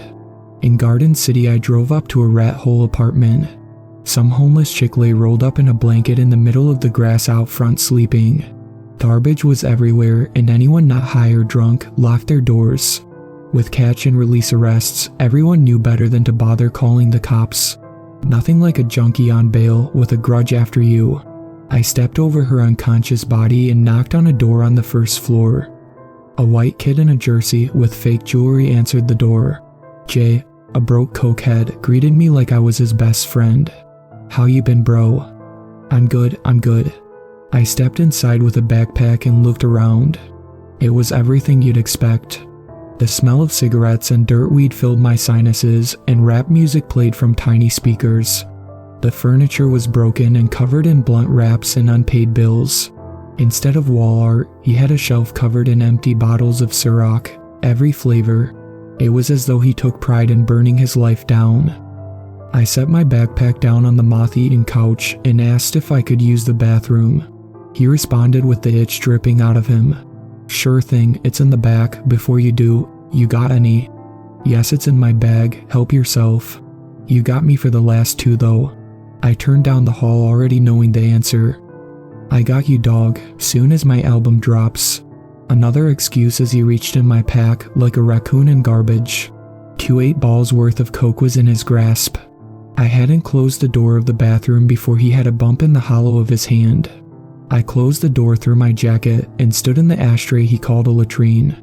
Counting to 60, I waited patiently before flushing the toilet with my shoe. When I returned, he had the whole bag on the counter next to him high as a kite at his computer. "Check out my new track. It's the greatest thing I've ever heard." "Is that a fact?" I sat down beside him as he played his SoundCloud trash. The beat he stole off of YouTube was too slow and his voice was repulsive. He was trying to rap and growl at the same time, all while looking like a junky version of Malibu's Most Wanted. I don't think his mother would have even given him a like. Half-heartedly, he handed my own bag over to me, afraid I would take him up on it. I raised my hand to stop him. "Nah, I got to make a few more deliveries." "The track's good though, you make any more?" I must have been a glutton for punishment because sure enough he did. Not 10 minutes and though it was worth it. Old boy went from rocking back and forth rambling about his concert to swaying and breathing heavy. I rolled my chair back a little asking, "You alright, man? You look a little pale." "I don't know, Breathing heavy, he swung his arms out to brace himself. Standing up, he looked like a drunk in an alley before he puked. This time there would be none of that. He collapsed to the floor, reaching for the welfare phone in the island of his kitchen. I walked around him to stand between him and that phone. His words were few, but his eyes said everything. He knew he was going to die, and he was afraid. "You don't look so hot. Should I call the ambulance?" I couldn't help but smile as I feigned concern. His reply came in chokes and gurgles as he fell asleep on the floor. That fake gangster bravado went to the wayside as the last words came out of that little worm's mouth. "Mommy." Unconscious, he breathed in. He breathed out, and then he breathed his last. Fun fact, if you ever stand over a body and want to make sure he's dead, just wait till the bowels release. Once those fake true religions fill with excrement, you're in the clear. The bag of dope had one set of fingerprints, so I left it on the counter. Most of it was baking soda and fentanyl anyways. I didn't touch his wallet, his keys, none of it. Leaving the door cracked open on my exit, I left him for the buzzards. Sure enough, his house got robbed before the police ever made it there. One guppy down in an ocean of ill intent. With one stopover, the night was still young. I tossed my backpack in the back of a car I borrowed from a friend, parking in a Walmart to clean house. The shoes, jacket, and shirt I wore went into a bag and then in the dumpster. I got them all from a thrift store a month ago and kept them for such an occasion. After that, I put the license plates back on my friend's ride and drove it back to his place. He worked at a pizza place in Caldwell, and provided he kept his mouth shut, I now had an alibi. Now I'd meet the real gangsters. I drove out to Boulder Creek Apartments and met with Big Rami. Biker gangs are a dime a dozen here. This one didn't mind working with non-whites, however, and I needed some new product. The doors played in the background in a much cleaner house as a couple of white kids played on the floor in the living room. Rami, a giant of a man with a face like Joey Diaz, worked a hot plate while his buddies drank with him in the kitchen. Seeing me come in, he nodded and his friends went to play cards. Rami sent his kids off to bed and his wife went to tuck them in. His old lady wanted nothing to do with how he paid the bills. As long as the rent check didn't bounce, the less she knew the better. He led me out back to have a smoke. I normally didn't, but it was never a good idea to turn down an offer from a sergeant at arms for a club. Scars from attempts on his life lay covered in prison tattoos, like warnings cut in braille. He lit a smoke and tossed me the lighter as a plume left his nostrils. "Everything all right? I heard you got some problems getting your money back." I sparked mine up, hiding the orange glow in my hand as I smoked the red 100. "Oh, him? No problems. I think his account's cleared up for good. I heard you won the lottery." Big Rami laughed to himself as he leaned over the grate to his back porch. "A gargoyle bent in his schemes. Is that what they're calling it now? Forget about it, Skid Mark had it coming. Speaking of, I think someone else will win it big here soon. I need a guy to make a delivery. I will throw you half a pack if you're down, more if it goes well." I took a drag and thought it over. 10 grand was a lot of money and I just pulled something similar off for free. I had to push the envelope a little though. Half a pack and some gas. He glared for a second, then relented. "Some gas it is. Just don't tell me all of it's going up your nose." "Nope, just on my hustle." I shrugged as I took another drag. I wasn't affiliated with anyone yet, so business was expensive here. Besides, I wasn't stupid. Most people get wet work for 20. If he's gonna short me, he can at least put some powder on it. "I will have it for you when you get back. Go to this address and he's got my dinner ready. Just make sure you don't eat some too." An evil grin flashed across his jaw as he laughed, handing me the paper. "Have a lot of problems if you do. Any questions?" "Just one." I took it from him as I killed my smoke. "Isn't Rami short for Ramirez? What are you doing in Idaho riding Harleys?" Rami looked surprised. I guess it was a while since anyone called him by his Christian name. He thought a moment before flicking his smoke off the rail. "Times are different now. Out east I would be rocking a sports coat, flipping bones with wise guys. It's cold out west. You want to work, you wear leathers. Don't laugh so hard, you might be wearing a set here soon yourself." If it wasn't clear already, I was being sized up for association. The big leagues. I smiled at the thought, shook his hand, and so was on my way. Slipknot blared in my speakers as I hit the road. This hatchback was mine, so I played whatever I wanted. I drove through downtown in weekend traffic, yet in the light I felt not a care in the world. If I got popped now, they had nothing, and by morning I was sure I'd have enough to lay low and relax. Maybe I would hit Vegas for a bit. With 10 grand in my pocket, I could do whatever I wanted. Pulling into a parking garage, a man with his hoodie up beneath a Dickies coat came to the window. From his pocket he flashed his hand around a snub-nosed .32. I rolled down the window and raised a hand. "What's up, man? Big homie sent me." Beneath the hood was a gaunt face and jaundiced eyes. The work he did and the stuff he was on clearly had a hold of him. One wrong move and I'd be full of holes. Those eyes narrowed a bit as he looked me over and nodded. "Yeah," he called. Looking around, he tossed me the contents in the other side of his coat. It was a bag of black liquid. I thought it was heroin, yet that came sticky like tar. This stuff looked like alive, wriggling in the bag like jumping beans, but a loose ooze instead of pills. What's this? Even touching the bag gave me a shiver of revulsion. I was used to hawking grime, but this was bad by my standards. You don't want to know. Even the hood looked relieved to have this stuff off him. Upon further inspection, what was moving in the bag was not happy. The liquid alive in its container was ramming against its prison walls. Before I said anything more, he was gone, back in the shadows of that parking garage. Knowing I was too far in to back out now, I stuffed the package in my glove box. There really wasn't a place to hide it if I got pulled over. If it was coke, I would have slid it down my pants, but I'm not having a moving eel of slime wrapped around my prick while I'm trying to drive. All things considered, the ride was fine. No cops, no accidents. I pulled into a trashy trailer park out of town for my final destination. I slipped the package in my pocket and went to the door of a double wide with a dead lawn. Broken furniture and a trash can cut into a fire pit lay scattered. I walked up the steps around the trash and knocked. Some skinhead by the name of Kevin opened. Combat boots, beer-stained wife beater. Couldn't have been more stereotypical if he tried. He looked me up and down and asked me what I wanted. The fact I was Mexican was not something he appreciated. I kept my cool and let him know Big Rami sent me. He asked why he sent somebody he didn't know to do business, making sure to comment on my brown skin. Spitting his words, he glared at me from the doorway, looking for my reaction. The fact I remained calm upset him even more. No idea, do you want it or not though? I can head back and tell him you were good. He snarled and let me in. The place was nothing unexpected. More ratty furniture, an Irish Republican Army flag hanging from his wall with a pool table covered in scored felt. Taxi driver played from a cheap TV as Marlboro packs and lotto tickets buried every surface around. We walked to a wooden table where he handed me a chair. He went into his room for a moment while I waited. When he returned to sit, he crossed his arms expectantly as I revealed the stuff. That black ooze wriggled and writhed like a tadpole stuck in hell. He nodded and revealed a rig.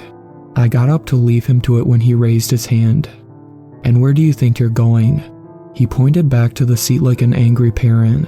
I took a step away anyways, heading towards the door. "Sorry, but I don't partake." The skinhead put a fist down on the table and leaned forward with a growl.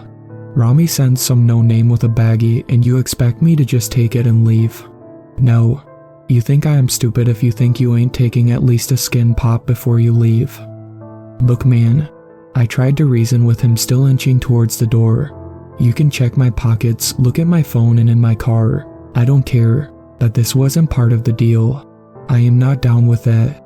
I nodded towards that still moving blob of dirty ink writhing on the table.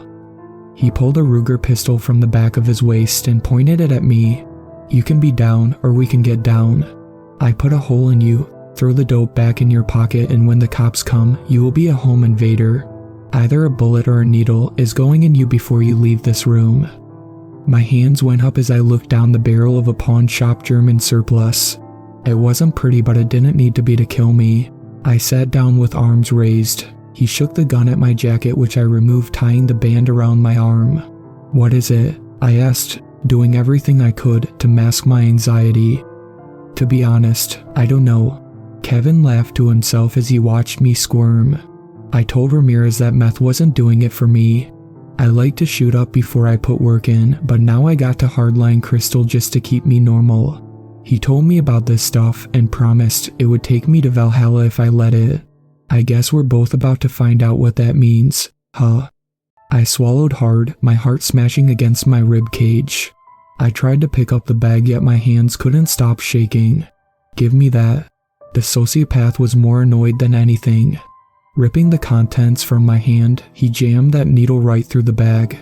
It struck true, sucking up a chunk of that dirty slime in the syringe before giving it back to me as he continued. "Funny, the more you squirm, the more I think you were trying to kill me." A sick smile crossed his face, placing the rig into my hands.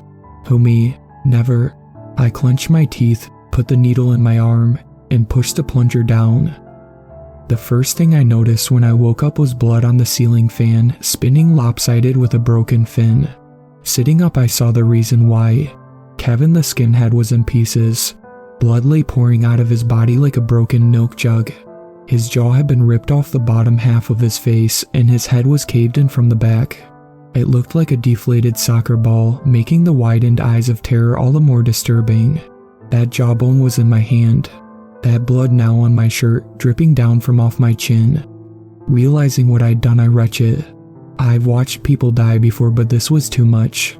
The bile spilled onto the floor, mingling with his remains, when my phone vibrated in my pocket. The number was anonymous, yet in the pit of my gut I knew who it was. "How's it going?"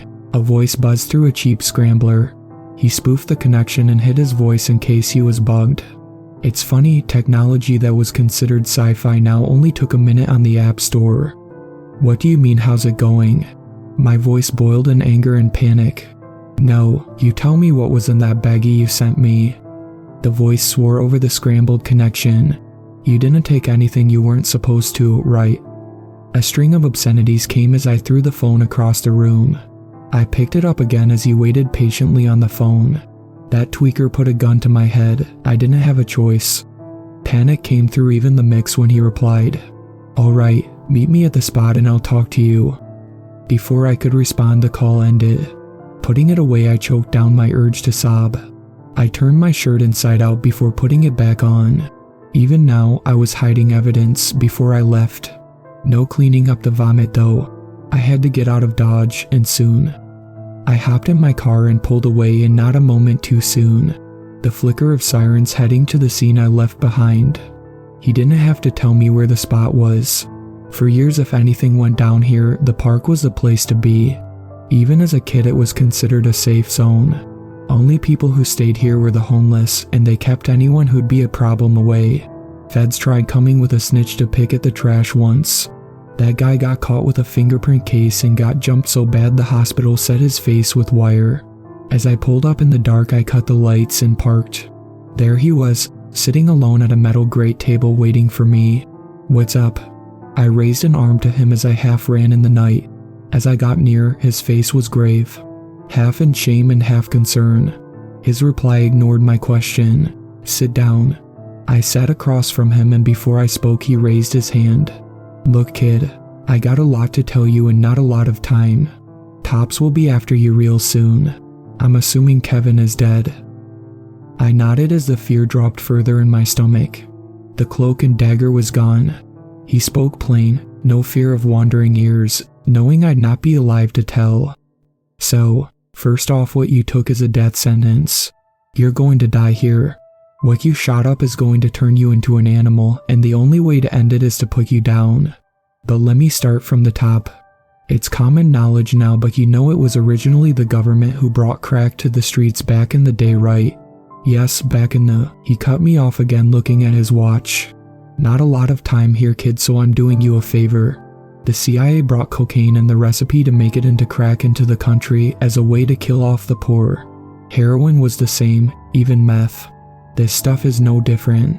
Suits came in, gave us a briefcase, and said either it hits the streets or every car in prison will not make it a month. In return, the system will turn a blind eye to our business inside and out. Once we figured out what it did though, it was more evil than even we could stand. PCP looked like pixie sticks compared to this stuff. Junkies eating their kids, hookers chewed the face off pimps. Every place we pushed, it ended up in a killing spree. Every hit equaled a string of murders, blood and guts everywhere. We knew the government was using drugs as a way to cull the population, but they weren't even trying to hide it now. There's not even a high, just blackouts and waves turning people into monsters, only to come back long enough to witness what they'd done. We've taken to calling it ghoulie. The chemist we got took one look at it and found it's not even a drug. Some kind of biological agent, he was calling it. Takes over your brain and makes you feed, like that parasite with the slugs. Anyway, we couldn't take it off the streets. A war is one thing, but nobody's taking on the feds. We couldn't put it in anyone's neighborhood either, cause who would buy it? So everybody had to sit down with all the tables in prison. Each car gets a baggie, and anyone who needs to die on the outside and fast gets this in their needle. Feds got a rat with a wire, and that rat turns into a monster. It's hard to take a snitch seriously when he is frothing at the mouth with blood on his hands. And this is where you come in. Unfortunately, Kevin got wise, and if I were you, I'd have taken the bullet. You're going feral here again in half an hour. Don't even ask if there's a cure, there's not. The only reason why I'm even telling you all this is because it's curtains. I'm sorry it turned out this way. I was even going to put in a good word. Open the books for you. Before I let you go though, I can do this. Raimi reached into his vest and pulls out a 9mm with a rag to keep his prints off it. He sets it on the table with a sigh. I'm going to leave this here. Do what you will, but you got about 30 minutes before you turn back into a ghoul, and that'll be the end. One way or the other you're done, kid. Sorry. With those words he stood up to walk, leaving me in the dark behind. So here I am, writing all this out in the only place I could think of. When you catch me on the news, just know all this is going on. There will be a string of murders all over the country from people like me, each one more violent than the last. Laws will be used to crack down on anyone with drugs, and those who own the prisons will get a fat check with the new population growth. Before I go, to any of you who lost somebody to any of the stuff I've been pushing, I'm sorry.